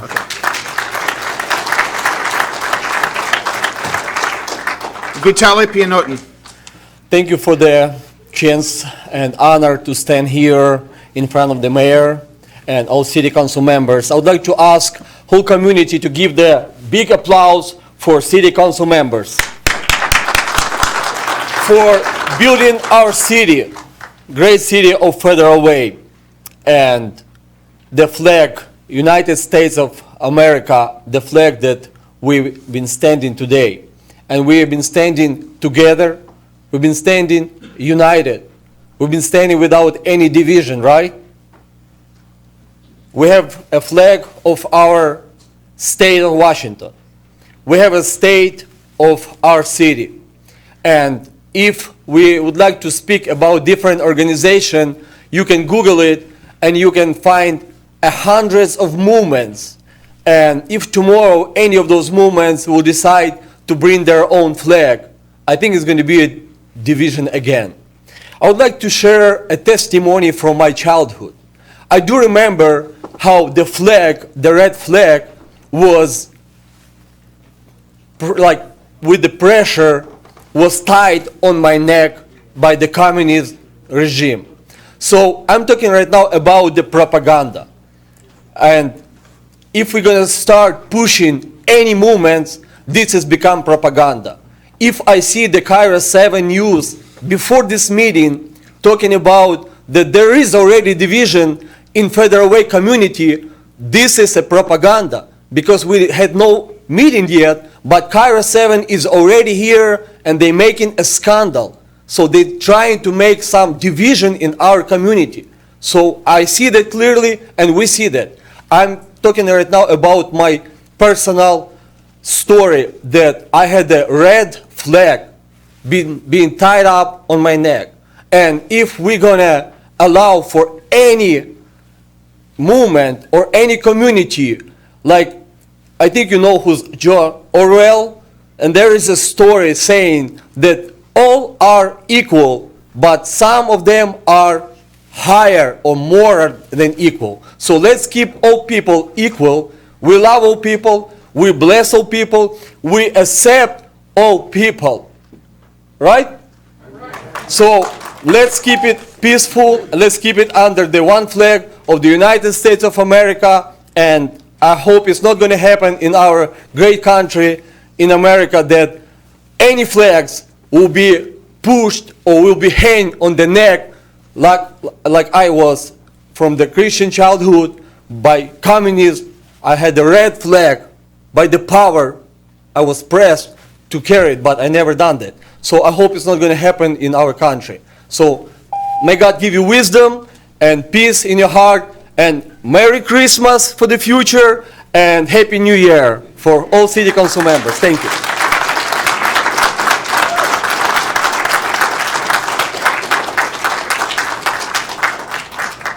Dana Holloway.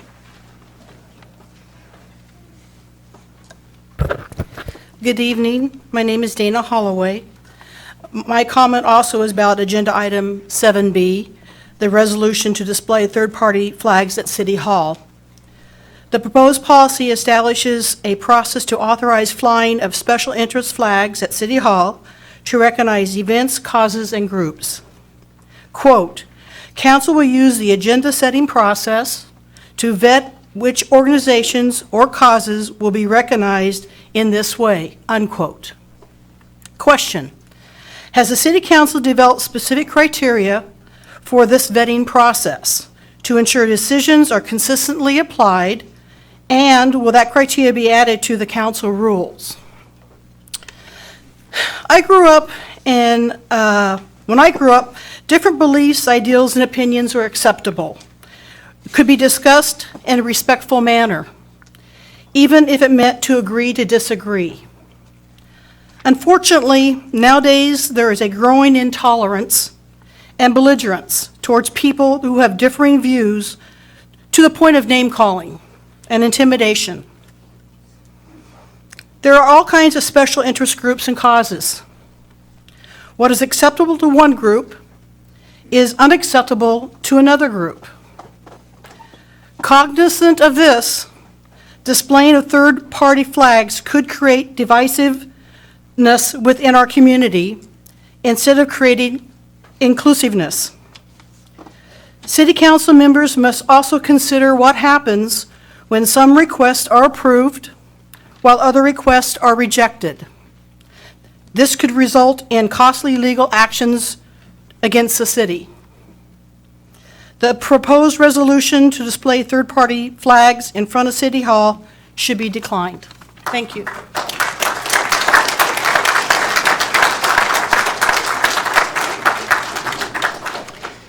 Dennis Kiforishin,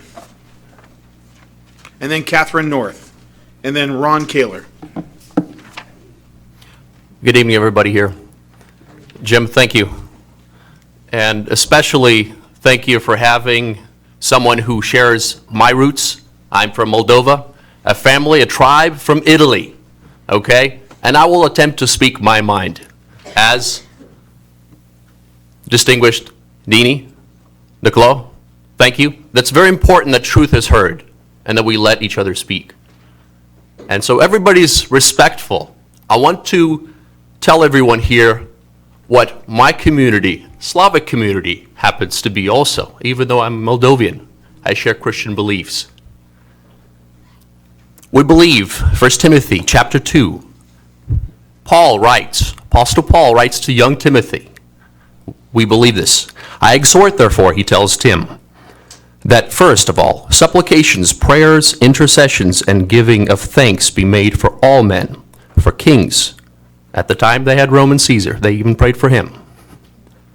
Be made for all men, for kings, and for all that are in authority, that we may lead a quiet and a peaceful life, in all godliness and honesty. Now that is our prayer in our church I go to, community. I have friends, and some have spoken already. I too, and Moldova was part of Soviet Union until it crumbled. Okay, until Reagan said, Gorbachev, tear down that wall. And it took men with guts to say what they believe. I'm going to tell you what I feel and I truly believe. If you will entertain an idea that is dangerous, there is a spiral that you cannot come back from. It's deep. There is no going back. Be careful where you go. That may sound like a warning, but let me say that it's from God, not me, not mortal, who will answer to God himself. But be careful, because we will stand one day in front, some believe in front of God or a higher entity, whatever that may be, will give an account. All books will be open. Now my passion and love for diversity goes. I personally am convicted with the belief I love everyone. And in fact, I preach this, love the sinner, but hate the sin. We realize some choose certain ways. We love them as they are. And we ask that they be respectful of us too. Not to make this a show, but to truly be yourselves. Thank you.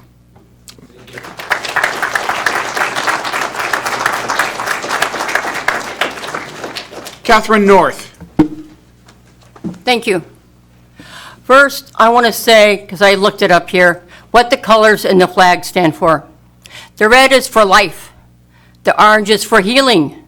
The yellow is for the sun. The green is for nature. The blue is for harmony. The violet is for spirit.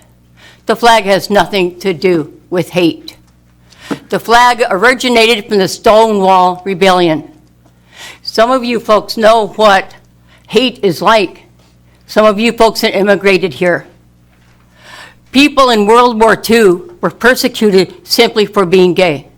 Today, in almost 2020, gay kids are thrown out of their home for being gay. The suicide rate amongst people is higher amongst the gay people, not because they're gay, but because of the hate they get from being gay. And the Bible says, love one another. And the hate and the intolerance that I feel in this room tonight is palpable. You say you love, but it doesn't feel like love to me. I am not a football fan, but if the Seahawks flag is flying, I don't care. I just keep on going. If the pride flag is flying, how does it hurt you? It does not turn your children gay. It doesn't turn you gay. It doesn't turn anybody gay, and it does not create division. Do the same thing you do when you see other things that you don't like. You just keep right on going. You know, but it shows a little bit of acceptance to the kids out there that are sleeping on the street, to the person out there who hates themselves because they think it's not okay to be gay. Well, that's how they're born. A week from today, I will be celebrating 30 years with my wife. That's a long time. And you can't tell me that I'm a sin because I was born gay. And I feel sorry for all of your children that you're telling that to, because they're going to grow up hating themselves. The flag is not going to take away from anybody. It's not going to create division. I think we might want to look at those other cities like Lana was saying. What are they doing? You know, a lot of cities fly the pride flag. No riots have broken out. Nobody's died because of it. Nobody says you guys have to kneel down in front of a pride flag. Just go about your life, just like you do when you see anything else you don't like. You just go on about your life. Anyway, thank you.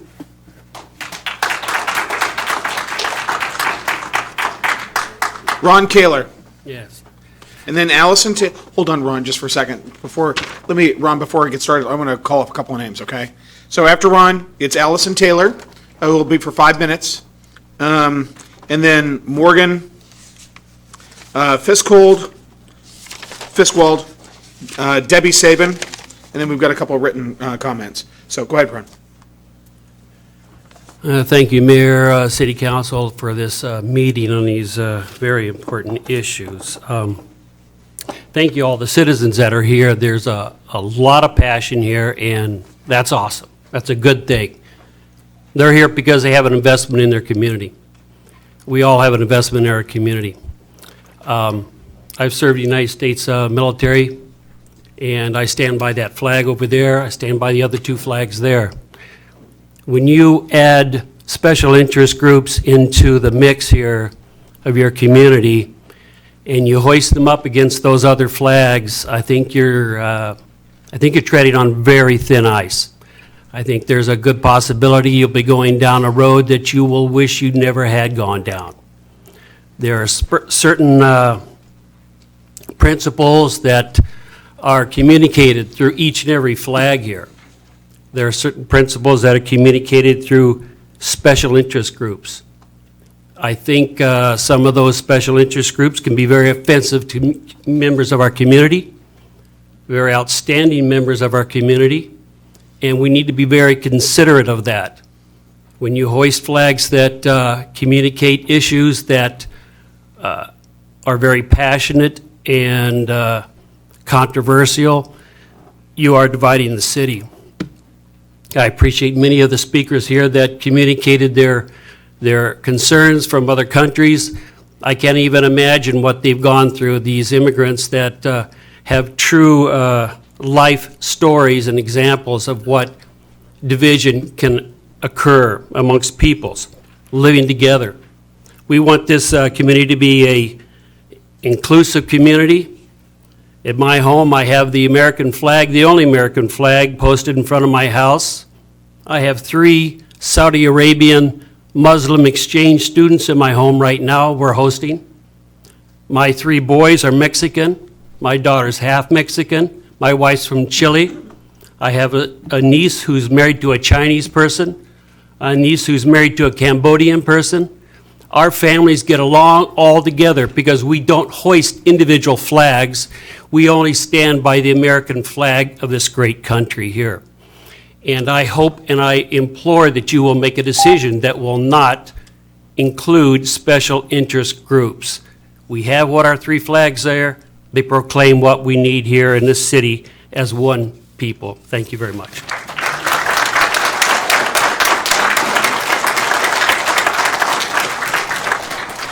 Allison Taylor for 5 minutes. Good evening, Council. Mayor, Deputy Mayor, Dini, thank you for your 12 years of service. My name is Allison Taylor. I use she, her pronouns.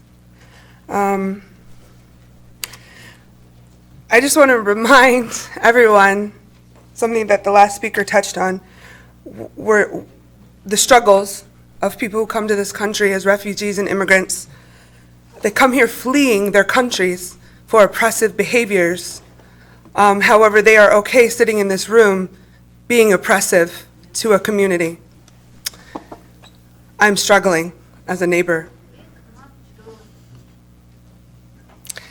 Less than 6 months ago, this council celebrated the LGBTQIA/queer community with its first ever resolution recognizing June 2019 as Pride Month. It was historic for our city. At that time, I asked you as a queer community member to fly the Pride flag at City Hall and noted that it would show our existent but nearly invisible queer community that Federal Way was as inclusive in real life as we were proclaiming to be on paper. That ask was about consideration for our neighbors who are marginalized and face unsafe situations every day for just existing in their truth. Neighbors who rarely socialize in our community because they just don't feel safe. The proposed solution to this flag request has made this into a political issue, and I find that very hurtful. Being queer isn't about politics, it's about love, and that's it. Having a pride flag flying doesn't ask people to take sides. It's about celebrating one of the many voiceless communities that exist in our city. It's not about taking away, it's about diversity and celebrating inclusion. I'm grateful that there's a proposed resolution on the table to manage the flag request, but after reviewing it, I think we could do better. The need to create a policy to allow a pride or a POW or a Native American or a breast cancer awareness flag, because it's not just about the pride flag, appears to be fair and allows that the City Council be discretionary against bad actors. The concern for me is the mandated 7-day time limit. Each resolution presented by the organization to the council should be considered separately and should have a specific ask of time within it. I did put something on your desk to say what my amendment to this would be. This would allow an organization like Relay for Life to ask for the flag to be flown the week prior to their big event, and a community like the queer community to ask for all of Pride Month for it to be celebrated as it should be. As I've become the unintended face of this issue, I've never been more sure that our queer community is not welcome by everyone in our city, and our leadership needs to lead by example. We have influential former leaders in our community who espouse that anything other than heterosexuality is an abomination and that the physical abuse of conversion therapy should be used to make us straight. This is just a tip of the iceberg of some of the hate that's been exposed in the last 5 days on our local social media sites. I've heard online about how it's the American flag represents everyone and how that the queer community should just respect the flag. But the facts are the facts, and not everyone feels included by the Stars and Stripes. Meanwhile, along Campus Drive, there's 15 of those tattered American flags hanging right now, many of them touching trees, which is against flag code, and I heard one comment the entire week about that, and that was from a queer person. Begs the question, is this about an America for all concept, or is this for a we don't want your kind here statement? So I ask you to dig deep tonight, Council, to make the much needed amendments to pass the resolution as amended and show Federal Way that we are a city of progress, of inclusiveness, and more than anything, a city that understands that love should always win.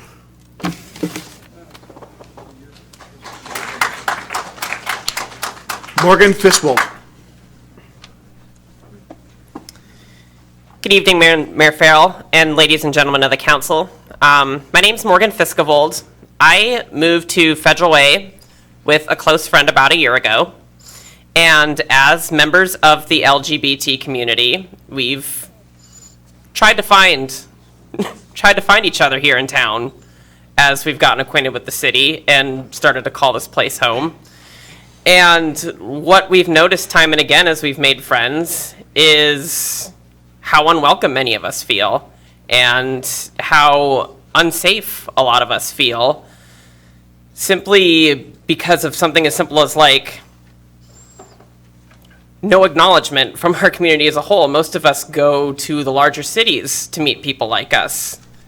And when we have to travel so far just to find our community, it's easy to feel like your own town is exile more than it is home. So when I think about flags and when I think about the pride flag in particular, I don't just think about pride, I think about safety, and I think about visibility, and I think about feeling welcome here and being able to call this place home. So I guess all I wanted to say is that I just want to feel welcome here, and I want to feel safe here. And this resolution is just, it's not just about like,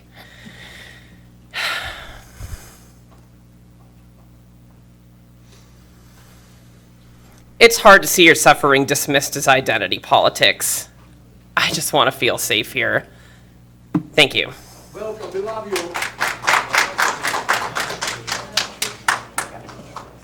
Thank you, Morgan. Debbie Sabin.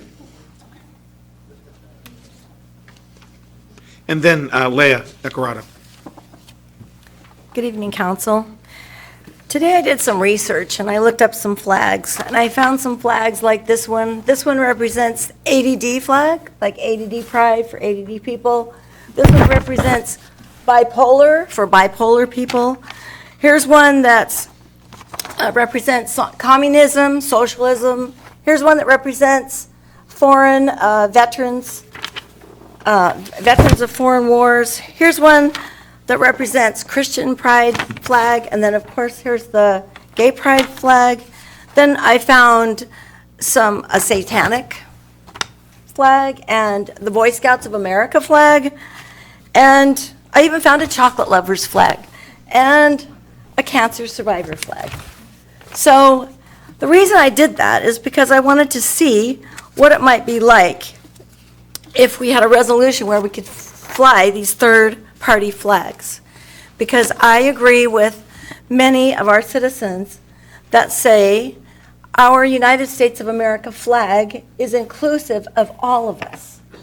I have a very close relative of mine who is gay, and I love her to pieces. And I would never want to do or say anything that would hurt her or make her feel unwelcome. And she is proud to be an American. She is proud to have the Stars and Stripes as her flag. She would also know and realize that our state flag and our city flag includes her. We are not being exclusive. We love everyone, even if they're a little bit different than we are. That's what makes us so great, is our diversity and our kindness and our love can cross all boundaries.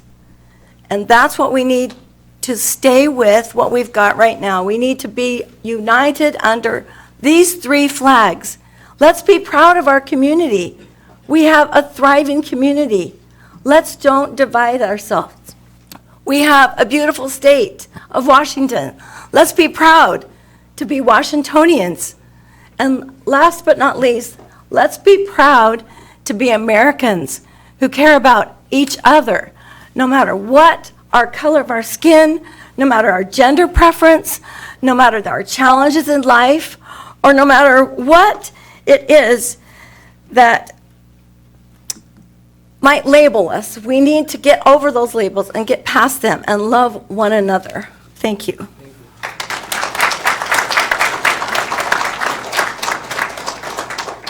Leah Nacarado.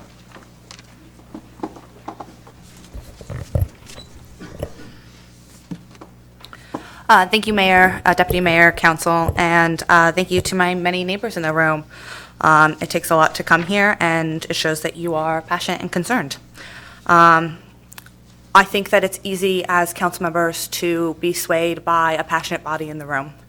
But as you think about this issue, I think there's lots of discussion about special interest, about a spiral that we may be going down, a slippery slope.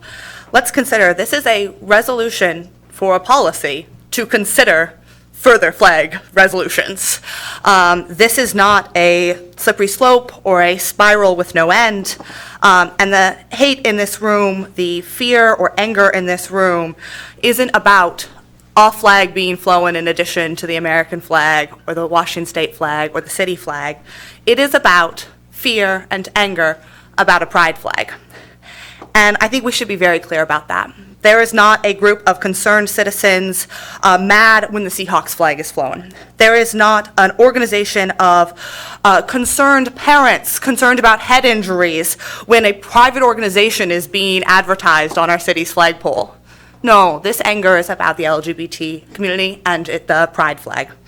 As you consider this formal, do I think we could do better on this resolution, this policy? Absolutely. Do I think this has been perfectly done? No. But as we consider what to do next, I think the sensible thing is to get something done that is an action that we can go from there.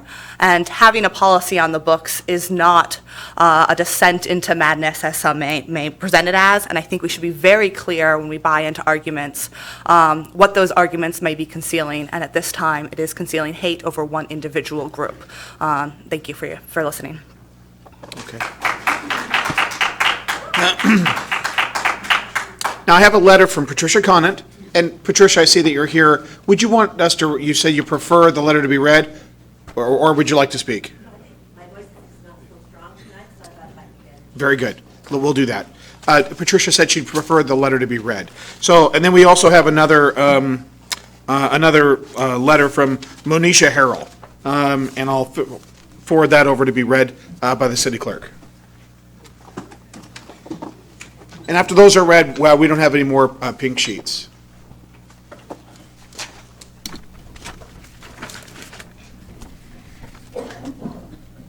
First letter reads, Flags at City Hall, December 2019. City, state, and national flags are all that are needed at City Hall. Dear Mayor Farrell and City Council members, we've been celebrating diversity in our city, state, and nation for many years now. We love and welcome people from every corner of the world and embrace their music, dress, traditions, religions, and native tongues. We rejoice that we have brought so many peoples together as one. I personally love it. Celebrating peoples and world cultures is an important thing. However, special interest and identity politics is completely another thing. Rather than unite, special conflicting and rivaling interests and politics divide. We have the duty and responsibility to unite our people and support the American traditions and values we hold so dear as one people, not as a people divided by personal preferences, identities, or ideologies. Our city, state, and national government should represent those uniting traditions and values for all of us. Our city, state, and national flags do just that. Let's keep those traditions and values intact. It is unnecessary and unwise to introduce flags, policies, or procedures which divide. Let's keep our city, state, and national flags flying high in our city and our public properties elsewhere to represent all citizens. They are for everyone. The city, state, and national flags at City Hall and our community centers and public lands are truly for all, and that is who they represent. Unless something very positive can be agreed upon by everyone, that is all that is needed. They cover it. Sincerely, Patricia Conant.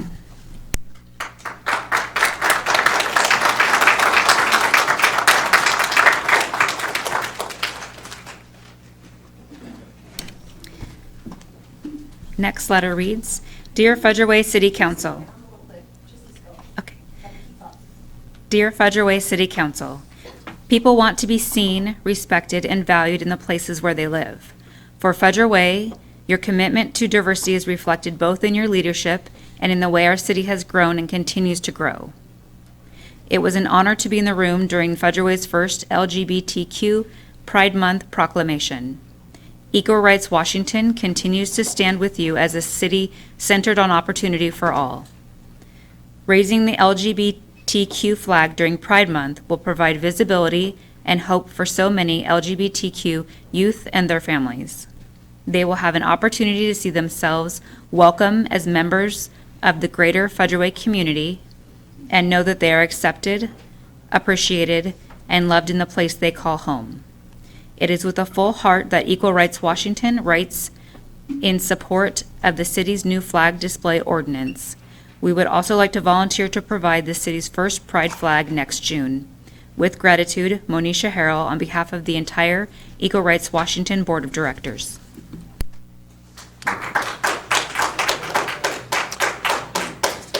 Okay, that completes citizen comments. Thank you, everybody. And now we will address that item down in the agenda.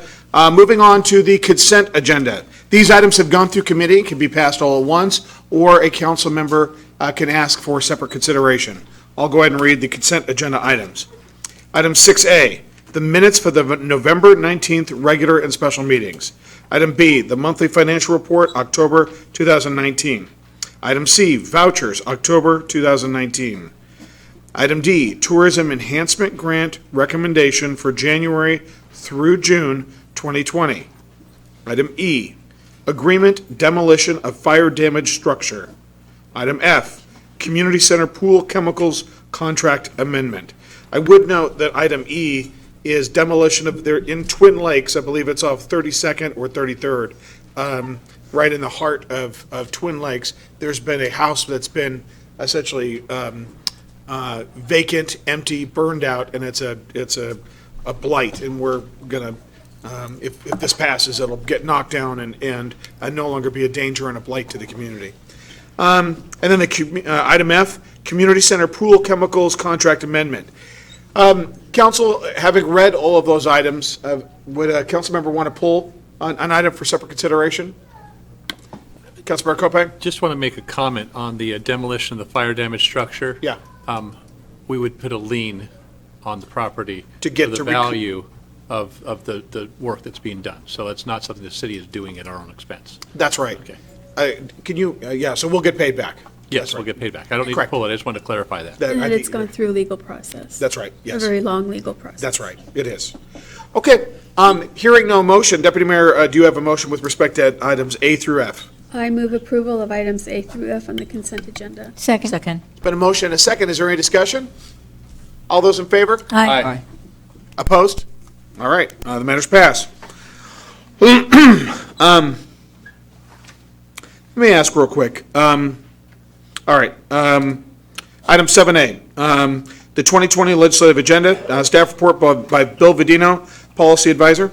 And is our representative Reeves still here? Okay. Okay, all right, it was getting a little late, okay. Bill Vadino, Policy Advisor, Mayor, Deputy Mayor, members of council. Here comes the presentation.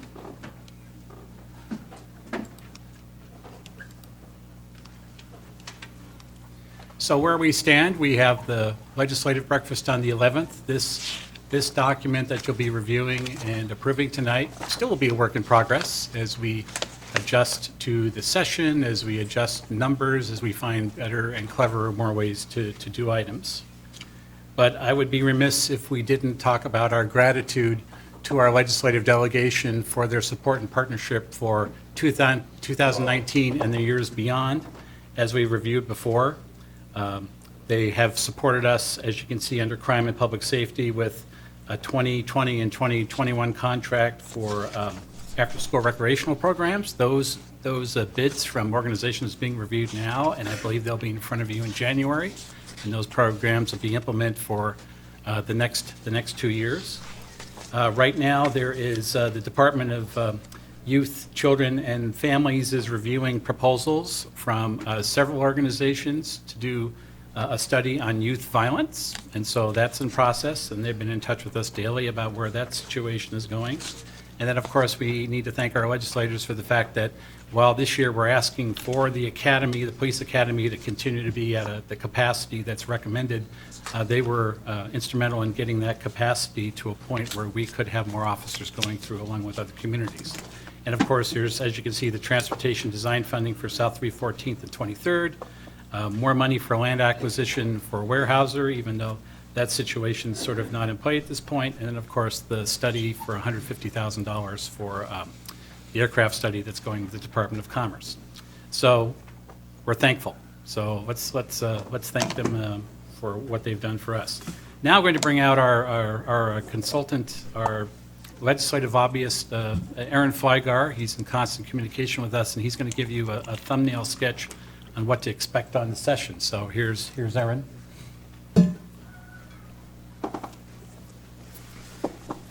Hey, Mayor, Council, Aaron Flygar.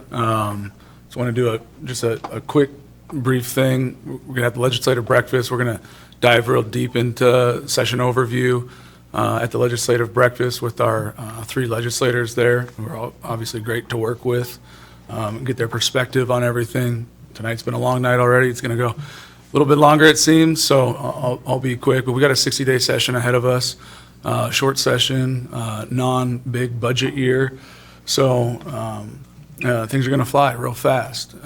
And so look forward to legislative breakfast, digging into that. Governor's budget's going to come out soon, and that'll give us a good template of some of the things that folks are going to be advocating for down in Olympia. So with that, I'll sign off, let Bill get back to the agenda, but I just wanted to come by and say hi. Very good. Thank you. Okay.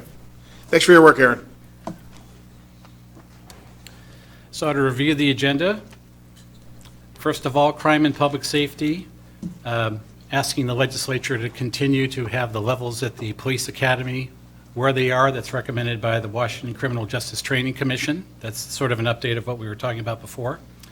And then, as Aaron said, it's a short session. There's a lot of challenges financially. So we will be, in some aspects, you'll see, in an education mode for the next session, even though things could break this session. So right now, there are 3 proposals we have, the $200,000 for a REACH center kind of concept, the $100,000 for our youth substance abuse program, and $80,000 for the staff position to oversee youth violence prevention efforts. Those will be informed by the study that Representative Reeves got for us with DCYF to look at what are the best practices and what can be done for those kinds of situations. So that's crime and safety. Homelessness. And we'll take a deep dive at the breakfast on this. These are, the first 2 are proposals that came out of your approval of what to move forward with the Mayor's Task Force on Homelessness. And for this year, we have a proposal to establish a community stakeholders group to coordinate policy and services response for people experiencing homelessness. And that's a 2-year ask for a position to oversee these efforts, and we'll have a deep dive at the breakfast. When we're getting together in the next 5 days, council members, et cetera, we'll be looking at that program in depth, and then of course we'll share that with the public. And then of course in 2021, establishing a community coordinated outreach program pretty much informed by that. And then of course we'll be using the year to also look at all the programs like Albuquerque and others for putting people who could use the jobs who were homeless to work. There was even news today that King County initiated a 6-month program that's going to be available. So there's lots of models out there all over the place that we can be informed with. And then transportation, even though it's a tough year, we got I-976 and other kinds of challenges, and we'll take a deep dive on this, is these 3 projects basically working with our 27th District representatives to make the connections between Browns Point and Federal Way and Tacoma better to Highway 18, the future light rail, and those are those 2 $20 million projects for South 356, South 340th. Anybody who's taken those coming in from the west knows what the challenge is, and so that's what those projects are about. Of course, the $5 million for pedestrian bicycle circulation on 314th, and of course the City Access Center project as well too. And then moving into aircraft issues. We were very close with Representative Pelliciotti getting the bill passed that would basically have The noise abatement for homes reach Federal Way, the extra 3 miles, that was on the Senate floor, it was approved by the House, and so we will be working with his cooperation and Representative Reeves, and work with our senator to also get that across the line in the Senate.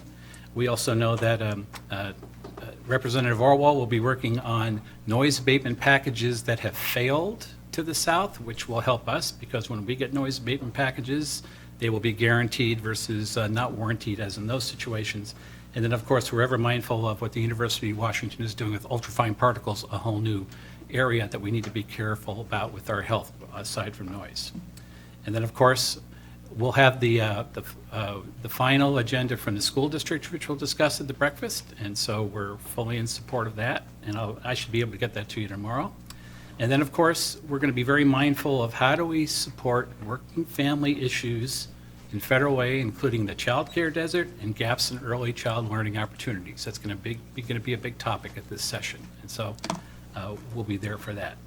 And then, of course, funding for the Veterans Monument, which there are 501c3 donations, there'll be state asks, federal asks, and who knows what surprises may be on the horizon as far as other donations for that.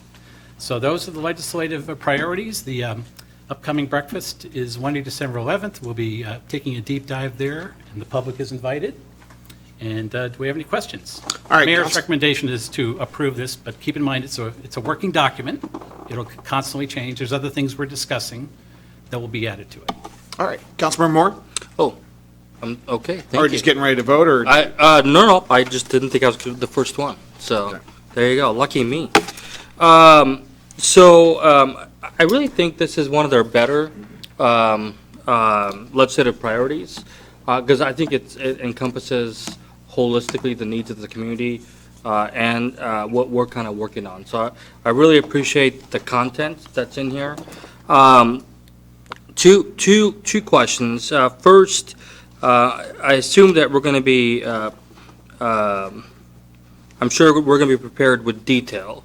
And so the veterans section of the priorities, it says funding for veterans monuments to 501c3.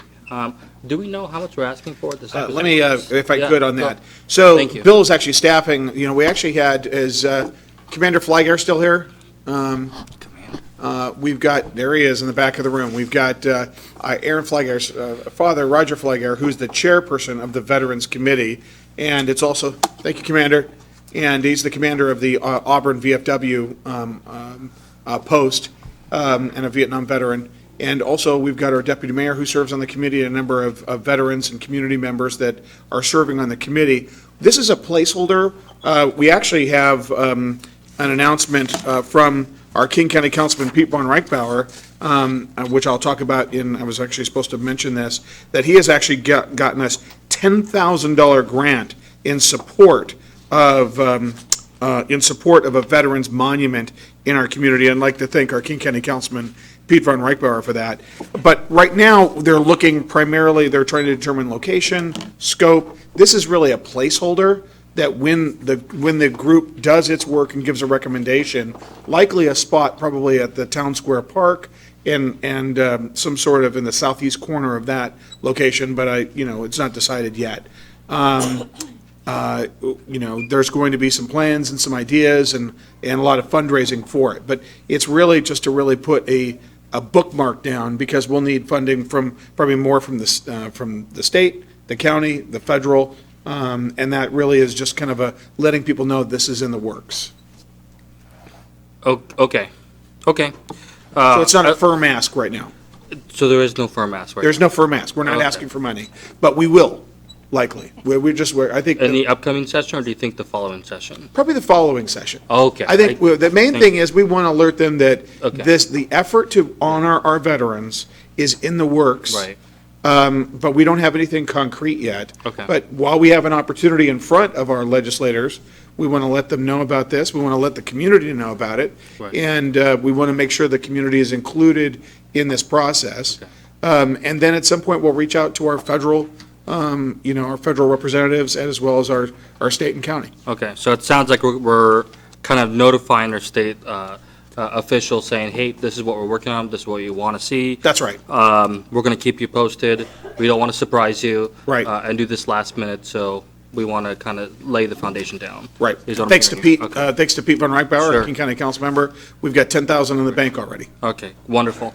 And then my final question for at this time is the quality of life issues, supporting working families issues, including the addressing of Federal Way's child care, desert, and gaps in early child learning opportunities. Can you elaborate more on that? Because there's a lot of things in that's there, been- Bill. that's There's a- something that, excuse me, at least- pardon me? I apologize. Let me just finish. Oh, sorry. There's a lot of things in here. I apologize, Bill. Thank Yeah. you. There's a lot of things in here that interests me, so I just want to make sure that I'm on the same page as. Well, that's something that both Representative Reeves and our senator are very interested in, and there's going to be lots of action going on at the session. And so we're going to be watching that carefully to support their efforts because, as we know, Federal Way needs childcare, Federal Way needs early child learning, as does, this region and the state. So it's something that when we talk to them, they say, this is something that we're working on. And so it's a two-way situation, There's things that we'd like for our community, but we'd also like to help them help our community as well, too. So those are two key areas of interest. All right. Deputy Mayor Honda? Thank you. Are you finished? Yeah.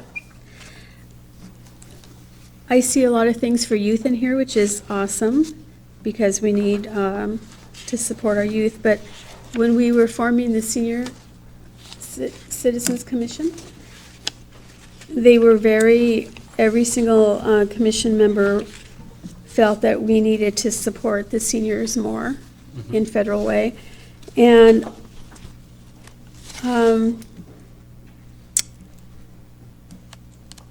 I don't see anything in here that would do that. So I guess I'll be in contact with their chair later tonight or tomorrow and see if they had anything concrete. It's a new commission. They're just coming up with their work plan. But I don't want to let a legislative session go by without addressing their needs and their concerns. Okay. So, All right. Okay. Council, any other questions or suggestions? All right. Deputy Mayor Honda, do you have a motion? I move to approve the 2020 legislative agenda. It's been a motion and a second. Is there any discussion? All those in favor? Aye. Aye. Opposed? Actually, Councilmember Moore is absent. Moore is absent, yeah. Okay. All right. Now, it's on to item B, resolution, display of third-party flags at City Hall. Essentially, the flag policy. We'll have a staff report for Ryan Call, our city attorney. Good evening, Mayor, Deputy Mayor, and members of council. I am here to present the much-discussed third-party flag policy. First, I wanted to start with what we actually do currently and what's required by state law. We've had some questions about the POW MIA flag in the past. State law requires that cities to display the U.S. flag, the Washington state flag at the City Hall and major places of business, and the POW MIA flag is flown on these 10 days, which has been our practice for as long as anyone can remember. So that will, of course, continue. The proposed flag policy before council today is in the form of a resolution.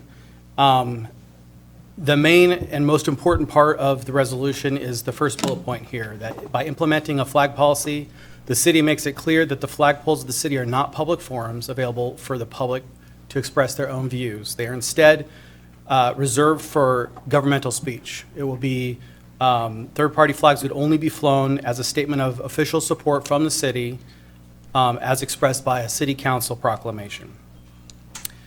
The current proposed policy excludes sports flags, which are generally apolitical.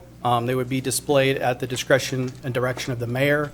And just as a point of clarification, we've never flown a sports flag on a flagpole in front of City Hall. There's been times where the 12-man flag has been displayed at City Hall somewhere, but it's never been up a flagpole. Currently, we'd have to change the rigging on the flags to even accommodate a second flag, so that's never happened yet. And I don't anticipate the mayor wanting to fly a Seahawks flag up a flagpole, but that would be at the discretion of the mayor. The proposal expands on the existing procedure council already uses to do city council proclamations. So under City Council Rule 2.2C1, and I'm kind of skipping to the relevant portion, it says city council proclamations are defined as those non-controversial events that have a major citywide impact. City council proclamations shall be publicly read at a city council meeting and presented to a representative of the event during the council meeting. As council knows, the process for getting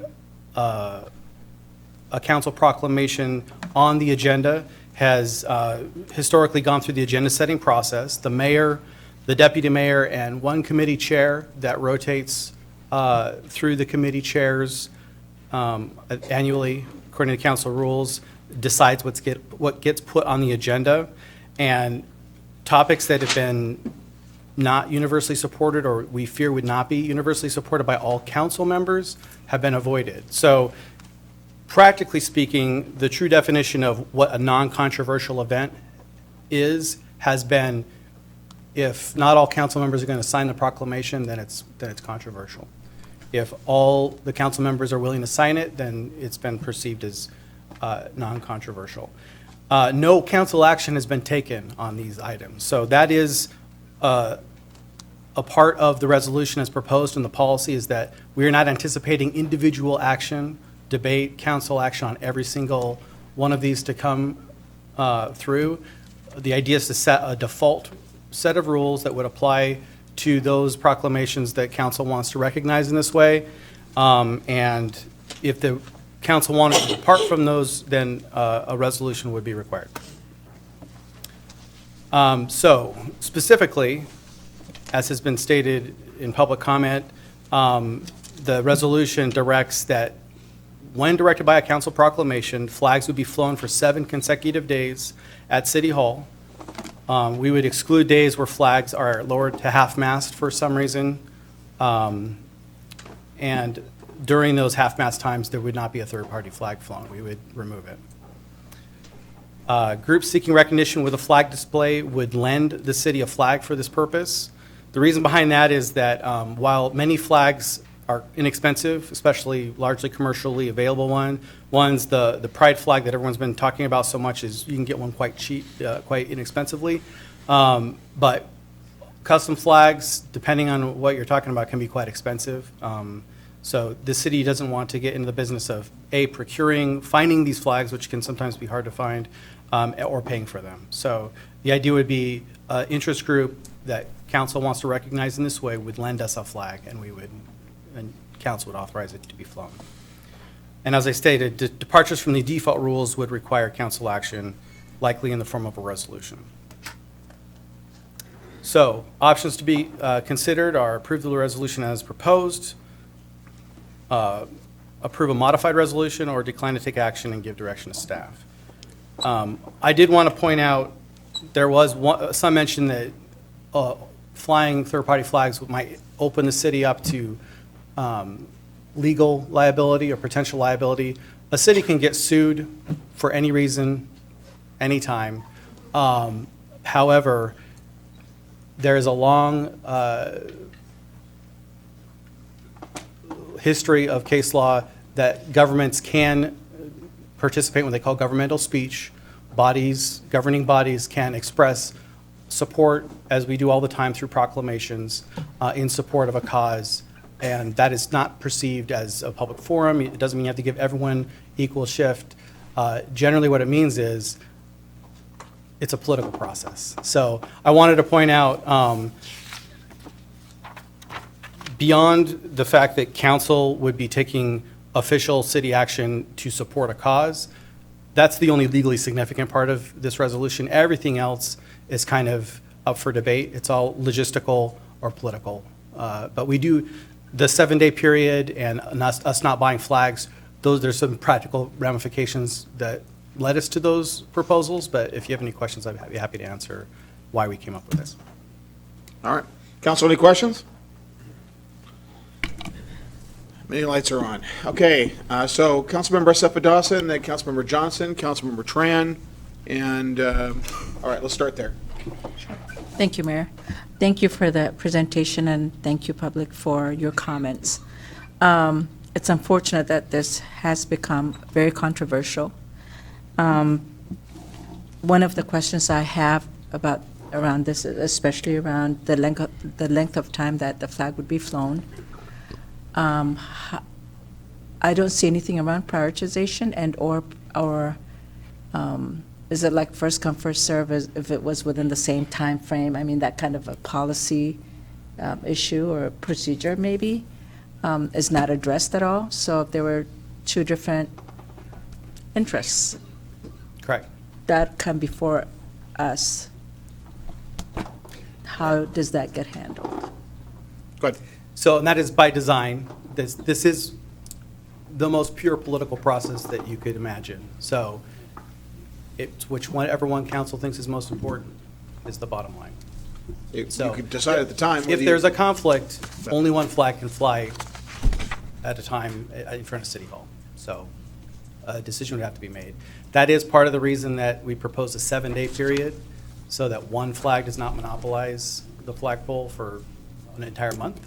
But if council wanted to take special action to, say, authorize the pride flag for a month, a resolution would be required under this policy. So even if we pass this as is right now, you could do, when we get to, get close to June, or get close to that month, or whatever, whatever month you want to recognize, you could do a separate resolution, say, let's do it for the whole month. Or you could amend the resolution and say, leave it to the discretion of the, leave it to the discretion of the council. You could have that as an added language. Okay, Councilmember Johnson. Thank you, Mr. Mayor. So I just have a couple clarifying questions. So on here it says for any topic to come before the council for proclamation, it would have to be approved by the mayor, the deputy mayor, and the committee chair at agenda setting. So does that mean if this policy was approved, any topic that wasn't approved in that agenda setting meeting by those three individuals would not come before the council? Well, Is that what that's it's the normal agenda setting process. So council rules, generally speaking, that's how things get put on the agenda. That is the vetting mechanism that council has decided to employ. But there are other ways that things get put on the agenda through council rules, which are a plurality of council asking for it. I believe it says, there's some confusion as to whether it's just two council members. There's some ambiguity in how the rules are written, but we've always said any two council members can ask for an item to be put on the agenda. So the idea is that this is supposed to be non-controversial, and the topics that are presented through proclamation generally have the full support of all of council. So there's usually not a lot of debate as to whether or not it should be on. So if there is to be a debate, I would propose that this might not be the proper mechanism to recognize that particular event. Well, I do want to say, I think obviously this issue has presented interesting language I've seen on social media the past couple weeks. I would say hateful and resentful language towards one community or another that I don't think represents the best that we have in Federal Way. I think that anytime you suppress the humanity of one group or individual, then you can conjure up hate, and I think I've seen a lot of that the past couple weeks. My question is, on the National League of Cities website, it says that activities that are daily operations of a city in a mayor-strong form of government are up to the mayor. And so why is this even an issue before the council? Well, the mayor, if we wanted to create a policy that says the mayor gets to decide this, that is another course of action. But as we've seen, there's lots of debate on these topics, and it seems that having the opinion of all of council on this was the preferred way to go, instead of having one person decide. Okay. Councilor Tran? Thank you, Mayor. Thank you, Ryan, for your presentation. I have a similar concern with Councilmember Johnson. I don't understand why we have to take action on this item 7B. In my opinion, as the leader of the city, as a CEO of the company, the mayor has the authority and obligation to decide whether or not to fly a particular flag. That is within his authority to do so. Why we have to vote on a resolution to allow him to do that? I mean, I would rather delegate that authority to the mayor, as he is the one who running the city on a daily basis. So I guess my suggestion would be to not to take action on this resolution and delegate this authority back to the mayor, and he has the authority to decide whether or not to fly any flag. Okay. All right, thank you. Council, any other comments? Deputy Mayor Honda. Thank you.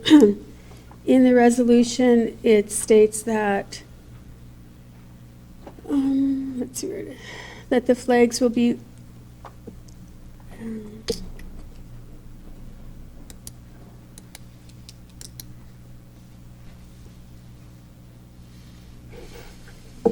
sorry, I hit, flags will be 4 feet by 6 feet to be flown below the City of Federal Way flag in front of City Hall. If the flags are ordered to half-mast, a group or event flag will be removed until the flags are raised again. And I believe that should be half-staff. I know you were in the Navy, and half-mast is when, it's on a ship. I just looked it up. That's why I know it's when it's on a ship. Picking on the Navy guy. So I think. That's a fair point. Okay. That should be corrected if this were to pass. I think the terms are synonymous, but you're right, we're not on a ship. You need a formal amendment to change that? Or is that just I could call it a Scrivener's error, to be honest. Okay, all right, I just want to check. Okay. And I have other comments, but I'll let Councilmember Duclos? Oh, yeah, I just wondering here, would we fly this on a separate pole? If we It would be underneath the city flag. Underneath the city flag? Yeah, out in front. So it wouldn't be under the United States flag? No, that would be a violation of the U.S. flag protocol. Well, that's what I thought, but I wanted to clarify that. Right. Thank you. Any other questions? Councilmember Kopang. I'm listening to the council here, and obviously listening to the citizens that are here, and want to thank all of you for being here and expressing your opinions. I think that it's been a respectful dialogue. We've typically on these types of policies, we go through the committee process and we talk about it, and these things are vetted. And I'm sensing some urgency on this, which I think is to the mayor's credit, is in response to council conversation. But I think I'd like to see this go to the committee and have the committees talk about it. I think it makes sense to go to the Parks Committee, and we talk about it, and then we can make a decision whether we delegate it to you or we come up with some policy. But I think that this is worthy of, I think, a little bit more discussion before we make a final decision. So, anyway. Good. I can approve. Councilmember Duclos? I stand with you on that because this is the first I'm hearing about this. And to me, the flag our flag means something to me. And so I'd like to have more information on it and more review, and then have the committee come back to, of course, I won't be here, but that's okay. Then I can't be blamed for anything, but I really think it needs more discussion on how it could be done. If it's going to be done, it could be done. Councilmember Johnson, then the Deputy Mayor. I just wanted to clarify for Councilmember Kopang and Duclos, exactly what do we need clarified in committee? I'm just a little bit confused on what exactly would need to be clarified while we're all here at City Council now. Well, I think to me, what types of flags we're talking about, and if it's just going to be at City Hall, or would it then spread around the city, I think we need to look at the potentials. I mean, it could grow, and I just want to know if people look at that and analyze things, that's all, and then come back. I won't be here, but come back to the next council and give a recommendation. I think it needs a little bit more thought. I was just asking because to my understanding, it looks like the type of flags that would be flown would come to the agenda setting team every time. So I don't think that's part of the. And you know what, that's a legitimate point. I think my concern is that what the council wants? That's been proposed as a solution. Another thing that's been talked about is that we have the mayor take care of that. We delegate this to the mayor. We need to talk about the pros and cons of that. I think we can make a decision tonight. That's fine, but are we really as informed personally on this issue as we need to be to move forward with confidence? That's the question. That's why I'm offering that as a potential path forward. Let me just ask a quick question. If it were left just up to the mayor, would it be protected as governmental speech, or would it create, if the mayor, whoever the mayor is, at some point in time decides to put a flag, whatever it is, on a flagpole, does that then create a public forum in which we could have some exposure? No, the mayor can speak for the city in an official capacity, and it would be the same as council speaking, legally. Okay. Not sure it's fair to put all this kind of burden on one person, and I think that was kind of the idea. Okay. Councilmember Moore? Oh, thank you. You know, I think I certainly respect the opinions of my colleagues, and certainly respect what Councilmember Copain is saying, is that if the council needs to discuss it more, we should vet it more, we should discuss it. But to be fair, this issue was brought forth to several council meetings, and so we were aware of the issue. I know we discussed it in the Parks and Human Services Committee. I brought it up because it's our job as elected officials. When we hear concerns, we take those and we debate it, we go over it, and it goes to a vote. Tonight, we have a decision to make. And quite frankly, I support this policy, and I'm ready to vote yes on it, because I am, my job, as I've said to many of my colleagues, and as I've said to communities, my job as a leader in this community is to build an inclusive city for all individuals. I am a Catholic. I am Bulgarian. I understand Eastern Europe. And like others have said, as a person of faith, I'm taught to love people, not judge people. And I want to drive into a city and know that it is open to everybody and it's welcoming. I appreciated some of the comments that have been said in support of this policy. I think we live in a time where it's difficult. And the more that we can live on the word love and acceptance and do what we can to build an open community for everybody, then I want to be a part of that. Like a community member said, this certainly isn't a perfect policy, but I think the attorney has clarified some parts. I have concerns of the fact that historically Pride Month is a month long, and I don't want to see our Pride flag be flown for just a week. But you've clarified that. I appreciate that, Ryan. And I think that addresses that concern of mine. But again, as long as I'm a city council member, I'm going to do everything I can to build on love, to build an open city. It doesn't have to be an either or. It can be building a community for all individuals. Again, we're all connected to friends and families of the LGBTQ community, and I think it's our youth. I'm a guest teacher. I'm a guest teacher in our Federal Way Public Schools, and I want to be able to look a student in the eye that considers themselves a part of the LGBTQ community and let them know that I'm doing everything I can to build a community for you. Because if you look at the facts, our LGBTQ youth are committing suicide, and that should not be okay. Should not be okay. One thing I haven't talked about publicly is that in about 6 months, we're going to be adopting a kid, a baby. And as a new father, I want to do everything I can to let my kid know that it's okay to love everybody. It's okay to be in a community where we're accepting of others. I think that's really important. And there's so much to not just accept, but to learn from one another. And that's what I want to instill in my child.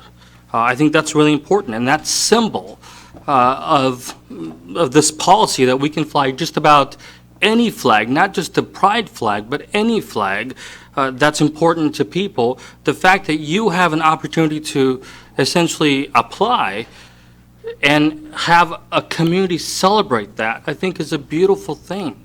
Let's be a community that celebrates one another. Let's do that. And so that'll be my comments at this time, Mr. Mayor, but I may comment again. Thank you. Deputy Mayor Honda. Thank you. First of all, I'd like to thank everyone for coming here and speaking tonight, and I'd like to thank you for the emails. If I haven't responded to you, it's because I just have been reading some of your emails today, and I haven't had time to respond to you, so thank you very much for being here. I'm uncomfortable hearing people talk about being unwelcome and feeling unsafe in Federal Way. That's not what any of us want to hear. And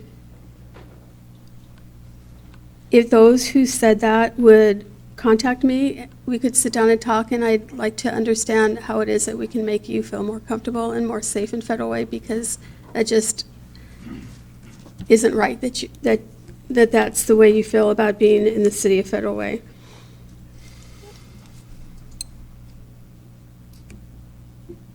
It takes 4 votes on council to pass anything. Not one council member can make a decision for other council members. So if only one council member didn't want to fly a certain flag, I'm concerned about that because it takes 4 votes. This was something that we were going to take up in council committee in January. We had talked about doing that in January after the elections were over and things had settled down. And I'm not opposed to doing that and figuring out if one council member can make the decision for all of us, including the mayor, not to fly a flag because for whatever reason they didn't support it. I have a concern about that. I know that there were several cities in 2019 who were asked to fly the pride flag. Some said yes, some said no, and that's nationwide. In the Puget Sound area, there were several cities who, for the first time, flew the pride flag this year. And I don't know if their councils made the decision or if their strong mayor made the decision. Because I don't disagree with what Council Member Johnson said either, that in our form of government, we have a strong mayor. And the people of the city voted for a strong mayor instead of a city council manager form of government so that the strong mayor could make decisions. And so I'm not opposed to that either. So I'm not trying to be wishy-washy. I'm not, but I think that this needs some more work if we're going to want to fly a third-party flag. And I don't think that it needs to be here at City Hall because unless you have business in this part of town, you don't see the flags at City Hall. I think maybe a more visible location, perhaps the community center, would be better than here at City Hall if we were going to fly a third-party flag. But I don't necessarily think that doing it here at this building, it would be a place where people would see it. So I'd like to know what council thinks. Do you want to take it back to committee, or do you want to have the strong? I'll ask. I'll Okay. run in the meeting here. Councilmember Duclos? I would like to see it go through a committee discussion. I don't have any problems with having a flag out there, but then how many flags are we going to have there? And I think we need to have some parameters around it. And so I'd like to see it go to a committee. And I won't be here on the council, on the dais anymore, but I think to come back to the council with some suggestions about it. I don't have a problem with the second flag, but then it could be a second, third, fourth, and fifth flag if we start. So I think there have to be some parameters before we can say yes, before the council can say yea or nay. Councilmember Tran? Thank you, Mayor. Thank you, everybody, for being here and voice your opinion. My comments today is not about, for or against flying certain flag. So I want to make that clear. My comments today is about council need to respect the mayor and allow him to do his job.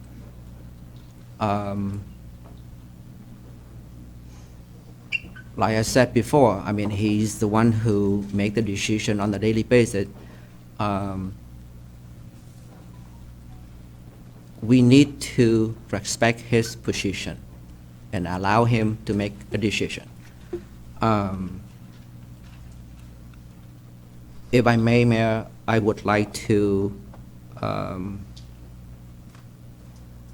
make a motion. Please. I may need Ryan to help me with the wording, but basically I would like to move to delegate the authority to decide whether or not to fly certain flag to the mayor.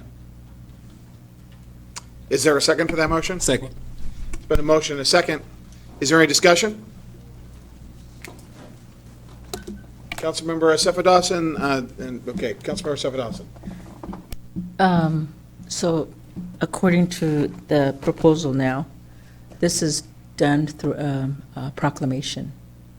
So if it's a sole responsibility of the mayor, then the proclamation is Well, the mayor, unnecessary. there are, I'm sorry if I could, the mayor does mayoral proclamation, I mean, I do mayoral proclamations. So we have, So most of that- the time when we do proclamations here, we make sure that all the council members sign it, but on certain occasions, I just do a mayoral. So then that would be proclamation. the delegation also? Right. Would be that, okay, all right. Any other comment on that? It's been a motion and a second. Is there any further discussion? Deputy Mayor Honda. Ryan, do you know the other cities that fly third-party flags? Do you know in our form of government who makes a decision? I do not. So I would have to research that if that was pertinent to your decision, but legally, the mayor sometimes speaks for a city and the council sometimes speaks for a city. And we get the protection of governmental speech from either. So I think it's a political, and that's what this all boils down to. This is probably the most pure political issue that we have faced for a while. There's not a lot of legal to this. So if we were to fly a flag if we were to turn down someone that wanted to fly a flag, we could not be sued. Is that what you're saying? I'm not saying we can't be sued. We can be sued at any time for Correct. anything. I don't think it would be a good case. So the mayor would speak for the city and say the city is officially endorsing this particular cause, whatever it is. And that would be the city's official position, and we'd be speaking as a government on that point. And governments are allowed to do that. We've been doing it for years in the form of proclamations. We don't have to acknowledge every single person that asks for a proclamation, and we don't. And just to clarify, Ryan, I don't think I mean, you could see it that way, but I don't think it's an issue of being political, because I don't like to politicize people and humans, but I think it's an issue of consistency, and I think if we're going to be consistent in the National League of Cities and the strong mayor form of government saying daily operations is the mayor's job, similar to keys to the city or different issues like that, then it's just being consistent with that.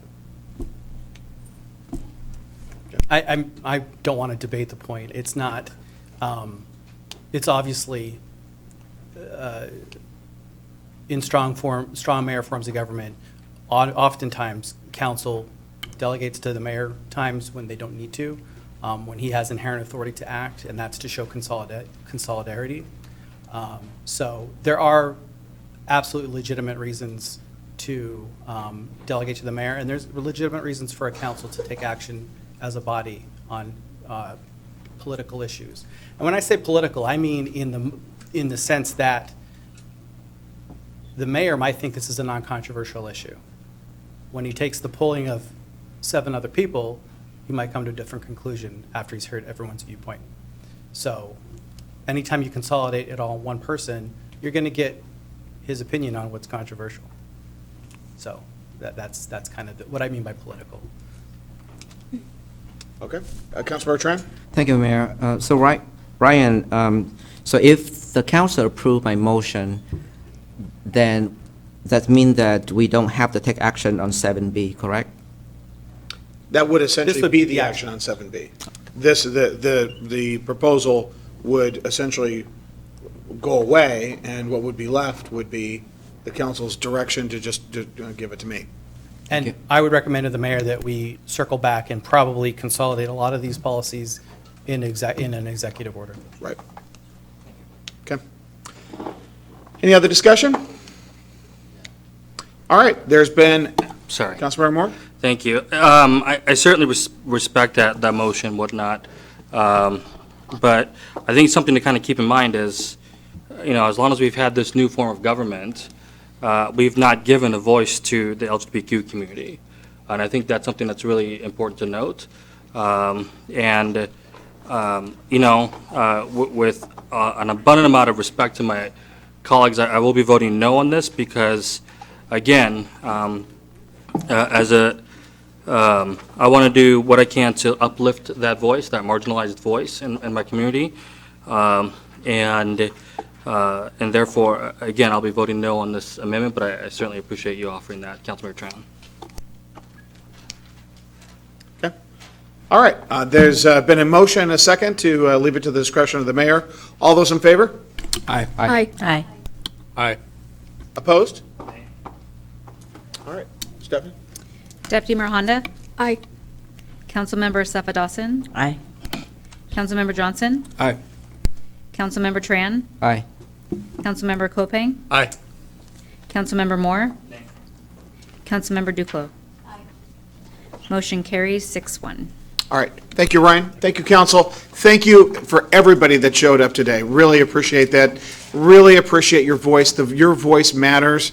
And I really want to say thank you. I think we had a very civil discussion, and I appreciate it, and we appreciate everyone's voice. All right, now moving on to the next item, item C, local consent for refugee resettlement. First, we've got a staff report by Ryan Cole, City Attorney. Thank you, Mayor. Same Ryan Deputy Cole. Mayor. I didn't catch that. Exactly. I said same Ryan Cole. I just introduced you All right. like nobody knows you yet. Okay. Same Ryan Call show. Okay. I'm here to present in response to a federal executive order. On September 26, 2019, President Trump issued what's been titled Executive Order on Enhancing State and Local Involvement in Refugee Resettlement. It's Executive Order 13888. It requires that state and local governments provide written consent authorizing the initial resettlement of refugees into their respective communities. The executive order deferred to the Department of State and the Health and Human Services Department to develop and implement a process for obtaining that consent. That process basically boiled down to Washington State's DSHS sending an email to the mayor requesting, and a form letter basically, requesting that the mayor send a letter to the U.S. Department of State giving written local consent for refugee resettlement within the city. Governor Inslee has already consented for the state. Just by way of background, I am by no means an expert on refugee resettlement. I did a little research just so we know what we're talking about tonight. To my knowledge, there are no programs that operate with a focus specifically targeted at settling refugees in Federal Way. But at any given time, talking to our Health and Human Services people, between an estimated 50 to 100 residents of our city are beneficiaries of these federal resettlement programs. The kind of services that they offer are time-limited cash and medical assistance. So currently, The Office of Refugee Resettlement offers 8 months of cash assistance and medical assistance, and they do social services for up to 60 months. They serve a population of almost 500,000 individuals across the country. I have some more specific numbers to Washington State in a bit. And then they have another program that's a network of local service providers that provide case management, English language training, job readiness, employment, and other specialized services to facilitate integration into American society and culture.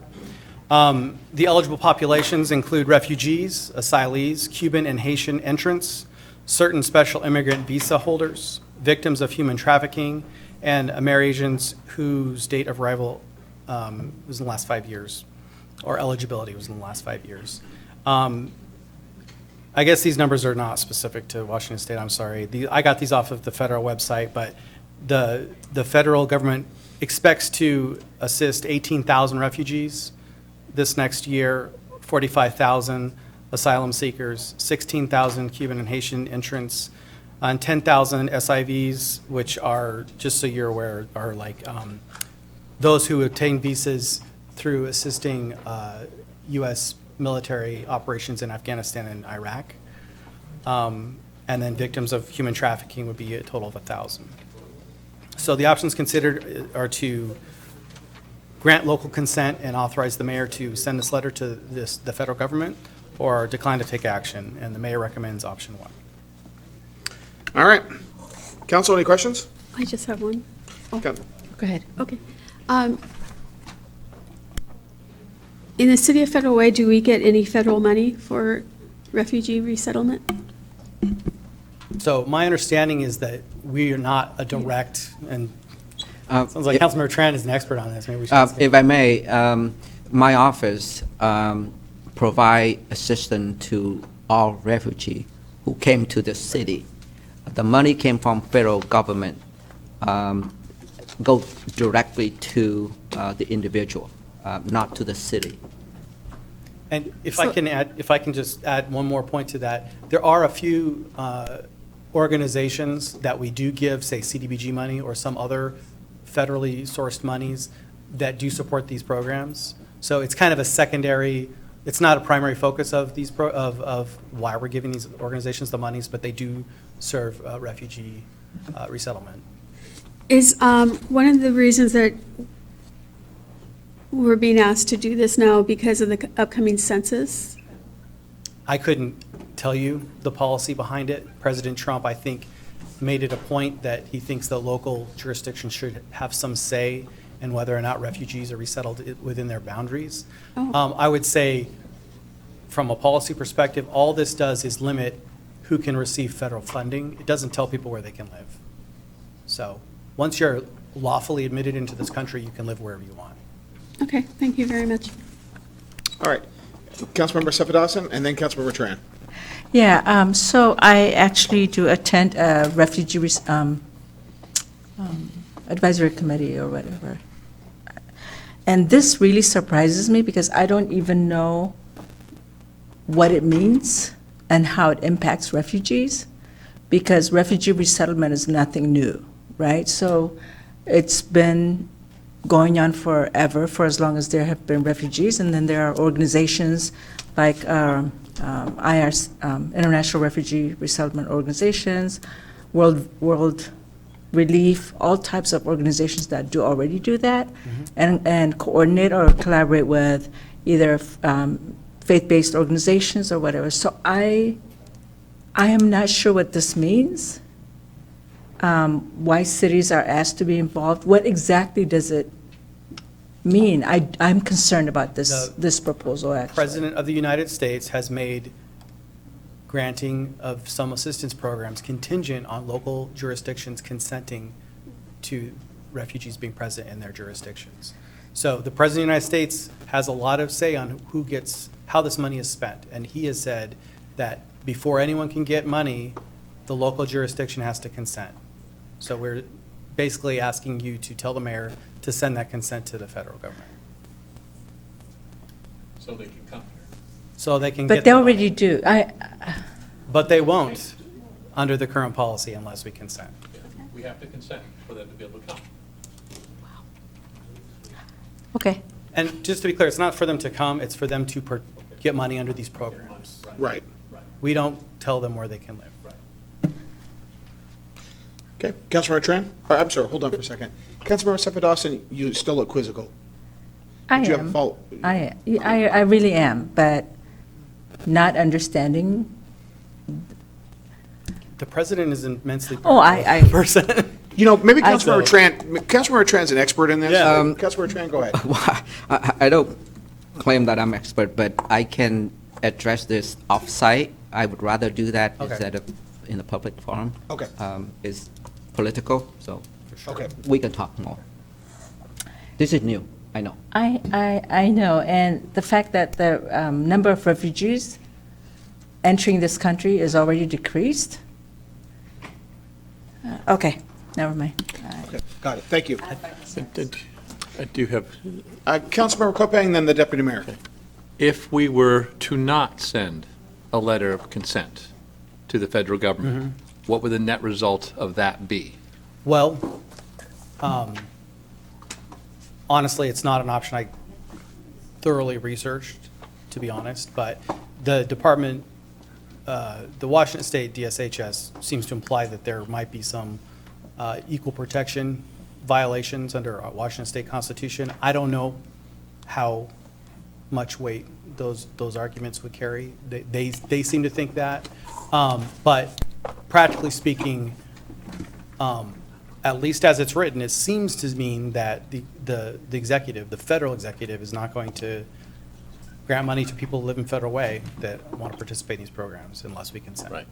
So what we're doing is we're saying, by sending a consent decree, that we want people that live in Federal Way that are refugees to be able to receive the federal funding. Correct. Okay. Deputy Mayor Hunter? Oh, I have a motion. Okay, please. But the state, I'm sorry, Councilmember Sepidawson. but the governor has already signed it, correct? On behalf of the state. On behalf of the state. And the executive order also requires that each city do so. But if people can live wherever they want, I'm really struggling with this, and I'm not questioning you.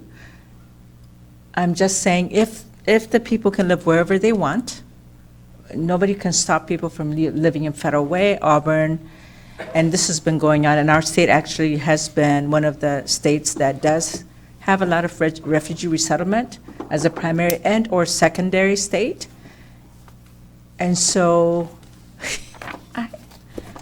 I'm really struggling with this, but okay, we'll talk later, but. Well, you know what, there's a discussion after we make the motion, so if you think, I'm going to ask for discussion in a Can moment. I ask a clarify, is the confusion as to what an operation of a vote would mean tonight, or is it just about the politics of it? Okay. I just want to make sure everyone understands what we're voting on. Okay. Right. I'm just saying, I don't understand why we're even voting, because anybody could live wherever they want. But they can't receive federal money if the jurisdiction that they move to doesn't consent to them being able to do so. Right. So that's what we're doing. If we decide to vote. Okay. All right, Councilmember Honda. Excuse me, Deputy Mayor Honda. I move to grant local consent for refugee resettlement pursuant to Executive Order 13888 and authorize the mayor to execute a letter expressing this consent. Second. It's been a motion, a second. Is there any further discussion or questions? I think it's important we sign it so that our refugees can receive federal funding. Right. Okay. I'm not opposing us signing it, I'm just questioning. But I guess this is not the platform to No, have I that know, lady. conversation. I think everybody knows that. Okay. Yeah. I think that's abundantly clear. Okay. Okay, any other discussion? All those in favor? Aye. Opposed? Matter passes unanimously. Thank you, Ryan. Okay, authorizing finance director to certify the levy to the county legislators. A day? It's Chase. Yeah, good evening. Yeah. Mayor, Deputy Mayor, council members, and public. I'm here on behalf of the Finance Director, Ade Arawula, this evening, and this is to authorize the Finance Director to certify the levy to the county. Chase, can I interrupt you? Yeah. We need to take care of a special piece of business. Okay. Deputy Mayor Honda, do you have a motion? We haven't had to do this for a long time. Long time. However, I'd like to suspend council rules so that we can continue this meeting past 10 o'clock. It's been a motion, a second, to continue this meeting so we can finish our business. Any discussion? All those in favor? Aye. Opposed? All right, we're in business. Chase. Good evening. Before you is formed to authorize the Finance Director to certify the levy to the county legislatures. This is required annually, and so this just lays out the assessment valuation for the city, as well as the total regular levy, and this is just to authorize the Finance Director to submit this form to King County as required by King County. And I'd be happy to answer any questions. Council, any questions? All right, and Councilmember Duclos. I move to authorize the Finance Director to certify the levy to the county legislators. Second. It's been a motion, a second. Is there any discussion? All those in favor? Aye. Aye. Opposed? Matter passed unanimously. Resolution 2020 City Fee Schedule. Chase Donnelly. Good evening, Mayor, Deputy Mayor, Council. Before you is the 2020 proposed fee schedule resolution. A little bit of background on the fee schedule resolution. Fees are reviewed every year by each department and adjusted annually, and so the resolution comes before council annually. Fee increases in this resolution that's before you include public works and community development fee changes and are based on inflation, recovery of costs associated with permit processes and other business activities provided by the city. And so primarily CPI, which is the inflation rate. One of the fee schedule changes that we had discussed during FedRAC was the Federal Way Public Schools proposed 2020 impact fees. The amendment included below here includes the 2019 fee as well as the proposed 2020 fee that was brought forth by the Federal Way Public Schools. The amendment is anticipated to be brought before City Council in spring of 2020 after discussions with city staff. But as I said, at FedRAC committee, it was decided to bring the school district impact fee to the whole council based on prior council discussion, as Dini had mentioned earlier, as Councilmember Duclos had mentioned earlier. And the city has not completed working on the justification for the new rate. So we're here before you to either approve the new rate without justification or wait until we complete the review of the rate with city staff and Federal Way Public Schools. And to approve the following other changes as presented in the fee schedule. And so council action, consider approval of the 2020 fee schedule resolution with the old school district impact fee rate.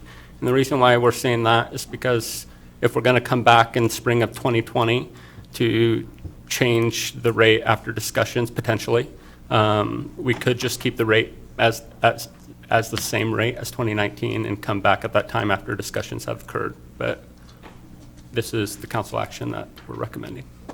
All right. Councilor, any Councilmember Duclos? No, I'm Okay. going to make the motion. Oh, why don't you go, actually, Deputy Mayor, do you have a question? I do have a question. I unfortunately missed FedRAC last week because I was with my family, which I love. I'm glad I was with my family. That didn't sound very good. The school impact fees are something that many people are concerned about. So when this came before us a couple months ago, we did ask staff to work with the school district. And I understand you're working with the school district, but have not made enough progress, or? Yeah, my understanding is that community development and public works are working with Federal Way Public School staff to come with an alternative rate discussion. Yeah, when we met at the FedRAC, we didn't anticipate that we would have this work done by the end of the year. We anticipated a March 2020 completion for this new rate. And so that's why we're proposing what the school district wants in the meantime, just so that we can move forward with the fee, but with the understanding that we will be back early next year with a new proposal for specifically the school impact fees. Okay. And I have another question. Last year, Councilmember Duclos and I were approached by a local business who had come before community development with plans for remodeling their business and had the old fee schedule. They had been quoted a price in 2018, 2019, the fees went up. And when they came in with their final paperwork, we charged them the new fee, which was quite a bit more. Between Councilmember Duclos and myself, we met with the mayor, the city attorney, and were able to get that fee back to the 2018 fee, because that is what they had been told. Well, not They had it in only told, but a signed contract. Yeah, it was in writing on their. So my question is, for those individuals or businesses who are currently working with community development and have been quoted a fee or expect a fee based on 2019 fees, if they don't come in with their finished paperwork before the end of 2019, then would they automatically be charged a new fee? Yeah, the fee, you can't vest fees, so if they don't have an application in, they would then be subject to the new fees. In that particular situation, we made a special exception. Yeah, the one that we just talked about? No, that was a signed contract. Well, they had it. It was a note written by staff. This is what you can expect for fees as a handout. I guess my request then, No, and it was signed. don't know if you have time to do it or not, but if anyone is in the process of working with you and they expect a certain fee and the fee's going to be increased, could they have a courtesy email saying that the fees will be increased in 2020 so we don't have the surprises that this one business had? Well, most of the fees for the community development are basically the cost of living increase for this year, so it shouldn't be too. Last year was a major change with our fees because they were woefully under market, so to speak. So there was sort of a shock to the industry, but the corrections that we're making this year are not as drastic. So we can certainly work with them, but there's different levels of defining what is working with the city versus a formal application or just simply a visit to the counter or an email to determine what exactly that means. Perhaps we could have at the counter or on our webpage or something saying that the fees are going up, just so that there. We do. That there isn't a surprise. Okay, thank you. But I think that to the deputy mayor's point, to where we can, any effort that we can to make sure we get that word out any broader, just, but let's be thinking about ways that we can do that. We did in the case that we talked about. Yeah. But it was fine. We made an exception. Very good. Okay, thank you. Thank you, Deputy Mayor. All right, were there any other comments? I think Councilmember, we've talked about these fees considerably, and I think basically what we're proposing at this point is to pass things as they are right now, as proposed by the school district, and then revisit this in March once we've had staff has had some additional time. I think we've talked about one-bedroom apartments versus five-bedroom apartments and how the fees are the same. Duplexes versus 100-unit apartment complexes, how the fees are the same. So I think there's a lot of complexity to this that isn't addressed in these fees as they're written. So that's my understanding. That's what the content of that conversation is going to be in spring. Yes. To be clear, what the deputy mayor was talking about was not a school impact fee. It was a development fee. No, I understand that. Yes. Yeah, I'm just talking about the fact that we're looking at approving the school impact fees. And I just wanted everybody to understand that we're not doing this for a year. We're doing this for a few months. Okay. all right. Councilmember Duclos, do you have a motion? Yeah, I move approval of the 2020 fee schedule resolution. Mike? Sorry. Who's Mike? I move approval of the 2020 fee schedule resolution. Second. It's been a motion and a second. Is there any discussion? All those in favor? Aye. Opposed? All right, matter passes unanimously. Ordinances, second reading and enactment. Would the city clerk please read the ordinance title? Council Bill 769, amending Federal Revised Code Title 19, Division 3, Mitigation and Fees, adding new chapter, Surface Water Management System Development Charges, an ordinance of the City of Federal Way, Washington, relating to the assessment of surface and stormwater utility system development charges, and adding new chapter to Title 19, Federal Revised Code. All right. Councilmember Copang, do you have a motion? Yeah, I move approval of the proposed ordinance. Second. It's been a motion and a second. Is there any discussion? All those in favor? Aye. Opposed? All right, passes unanimously. All right, item B, would the city clerk please read the ordinance title? Council Bill 770, 2019-2020 Budget Adjustment, an ordinance of the City of Federal Way, Washington, relating to amending the 2019-2020 biennial budget. All right, Councilmember Duclos, do you have a motion? Yes, I move approval of the proposed ordinance. Second. It's been a motion and a second. Is there any discussion? All those in favor? Aye. Aye. Opposed? Matter passes unanimously. All right, Councilmember Duclos, this is your last item as a council member. Yep. Would the city clerk please read the ordinance title for item C?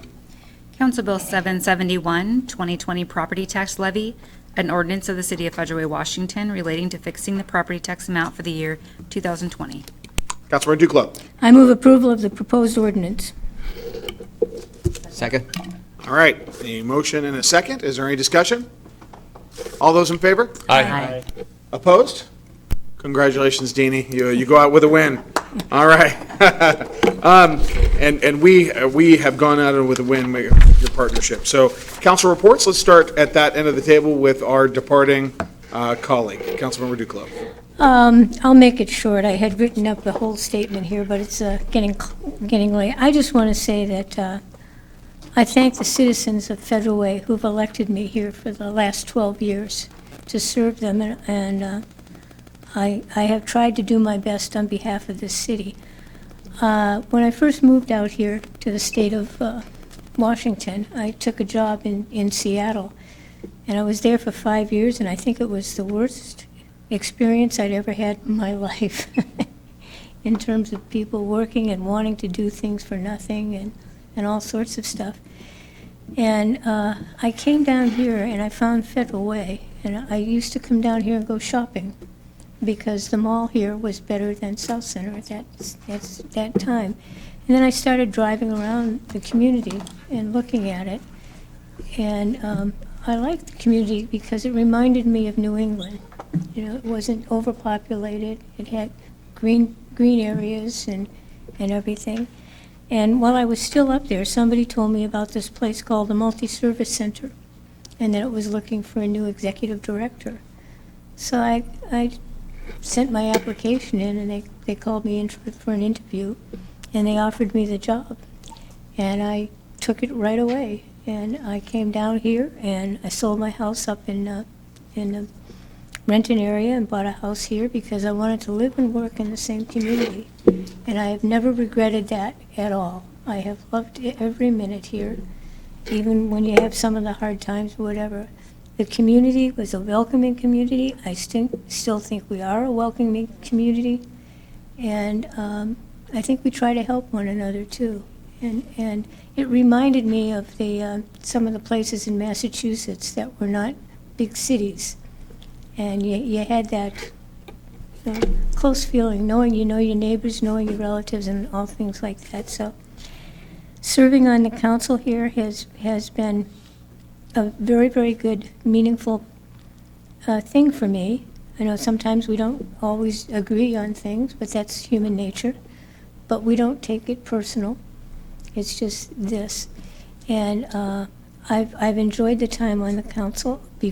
I was on it before we had an elected mayor and after an elected mayor. And Mayor, I want to say, I think one of the best decisions you ever made was hiring our finance director, Adea Arula. And Adea, you've been a joy to work with. And the staff are fantastic, too. I won't be going far. I'll be watching you on TV. You can come too. Yes. No, because then I'd have to dress up. Anyway, I love this city. I've loved being on the council, and I will continue to love the city and support you in any way I can. Thank you so much. Very good, thank you. Councilmember Moore? Oh, yeah.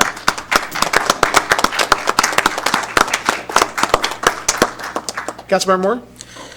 Thank you so much, Mr. Mayor. I'm glad that you'll be around to support us, Dini, because I'd like to schedule a meeting for 2 Tuesdays from now. No, I'm just joking. Councilmember, again, it's just a bittersweet moment because, I've seen other colleagues go, and it's hard to see good people go, but we have a democratic process, and people decide to retire for good, and I still look forward to picking your brain again. Oh, there's a lot left. There is a lot left. And I'm certainly, for the record, I want to let you know that I have moved the water over here to this side. I'm actually going to give it to Councilmember Copain to take it further away. I have already explained to them. Yes. Yes. Luckily, she knows how to work it.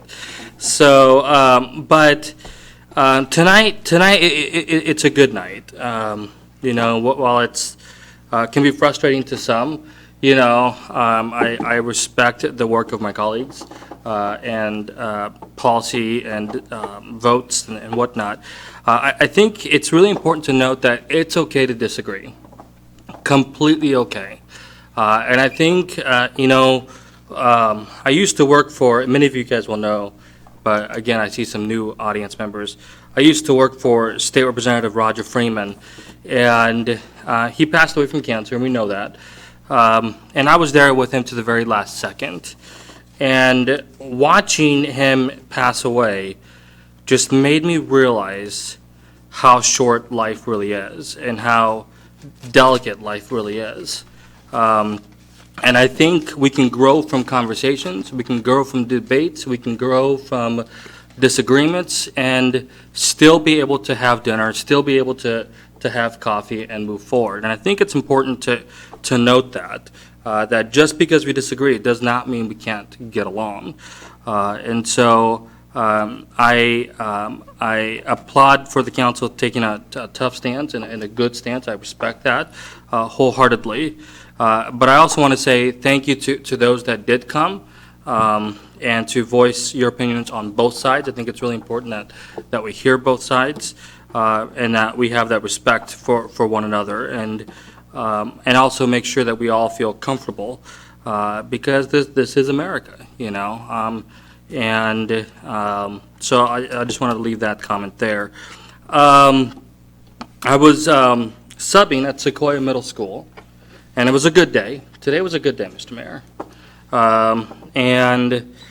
I saw a poster, and I'm going to post this to my Facebook. I just thought it was kind of neat, and I wanted to kind of share it. And it's really kind of cool to see that students wrote this and posted it up on their building, in their building. And it says, "The first step is you have to say that you can," by Will Smith. And I think that just kind of had a profound effect on me because I think too often we jump to, I can't do this, I don't know where to go. When really, again, the first step is you just have to say I can, and you move from there. And so I really liked seeing that quote. Also, I'm going to, Councilmember Copain and myself, and potentially one other council member. If we have 4, that's a quorum. But we're going to be on December 19th. I'm going to just put this out there. On December 19th, we're going to have a Christmas community dinner where we just kind of come together and just have dinner. Bring, the only thing that I'm asking for is that you bring hand warmers and toe warmers, and that will be donated to the Federal Way Day Center. Of course, don't bring them used, brand new ones. And that would be, that's the huge help that they need. They're constantly running out of that. So come join us for dinner, bring hand warmers or toe warmers, and that'll be all donated to the Federal Way Day Center.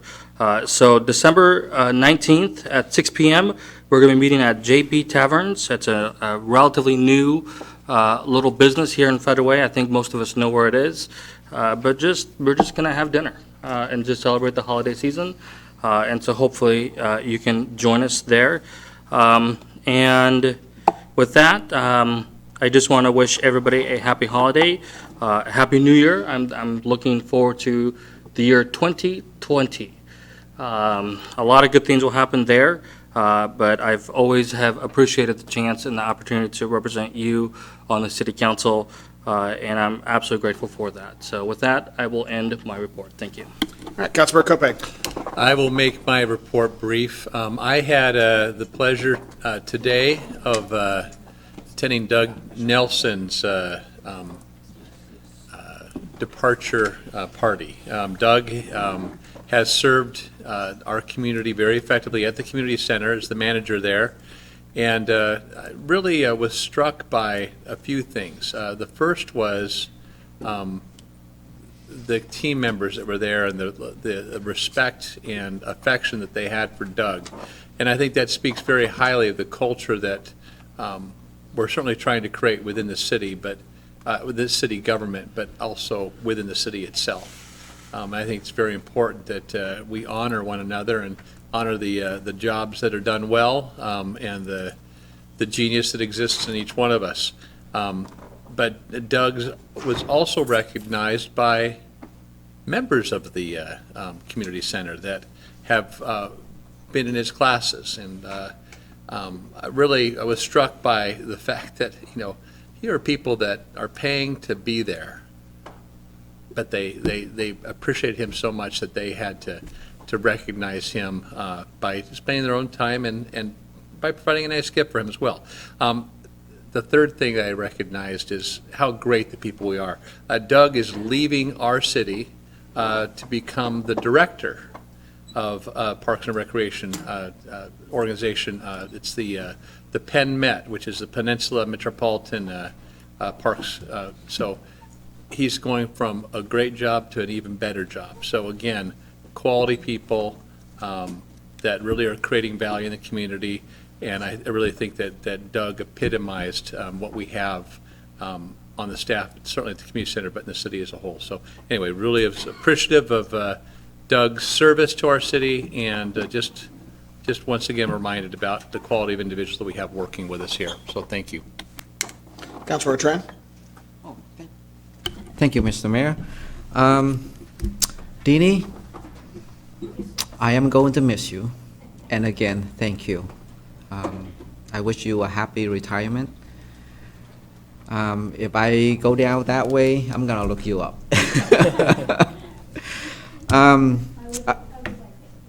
Yeah, thank you. I just want to take this opportunity to thank the mayor, deputy mayor, council members, especially Sherilyn and the IT staff for allowing me to have the opportunity to participate in the council meeting from 15,000 miles away. It's just amazing. The WebEx worked perfectly.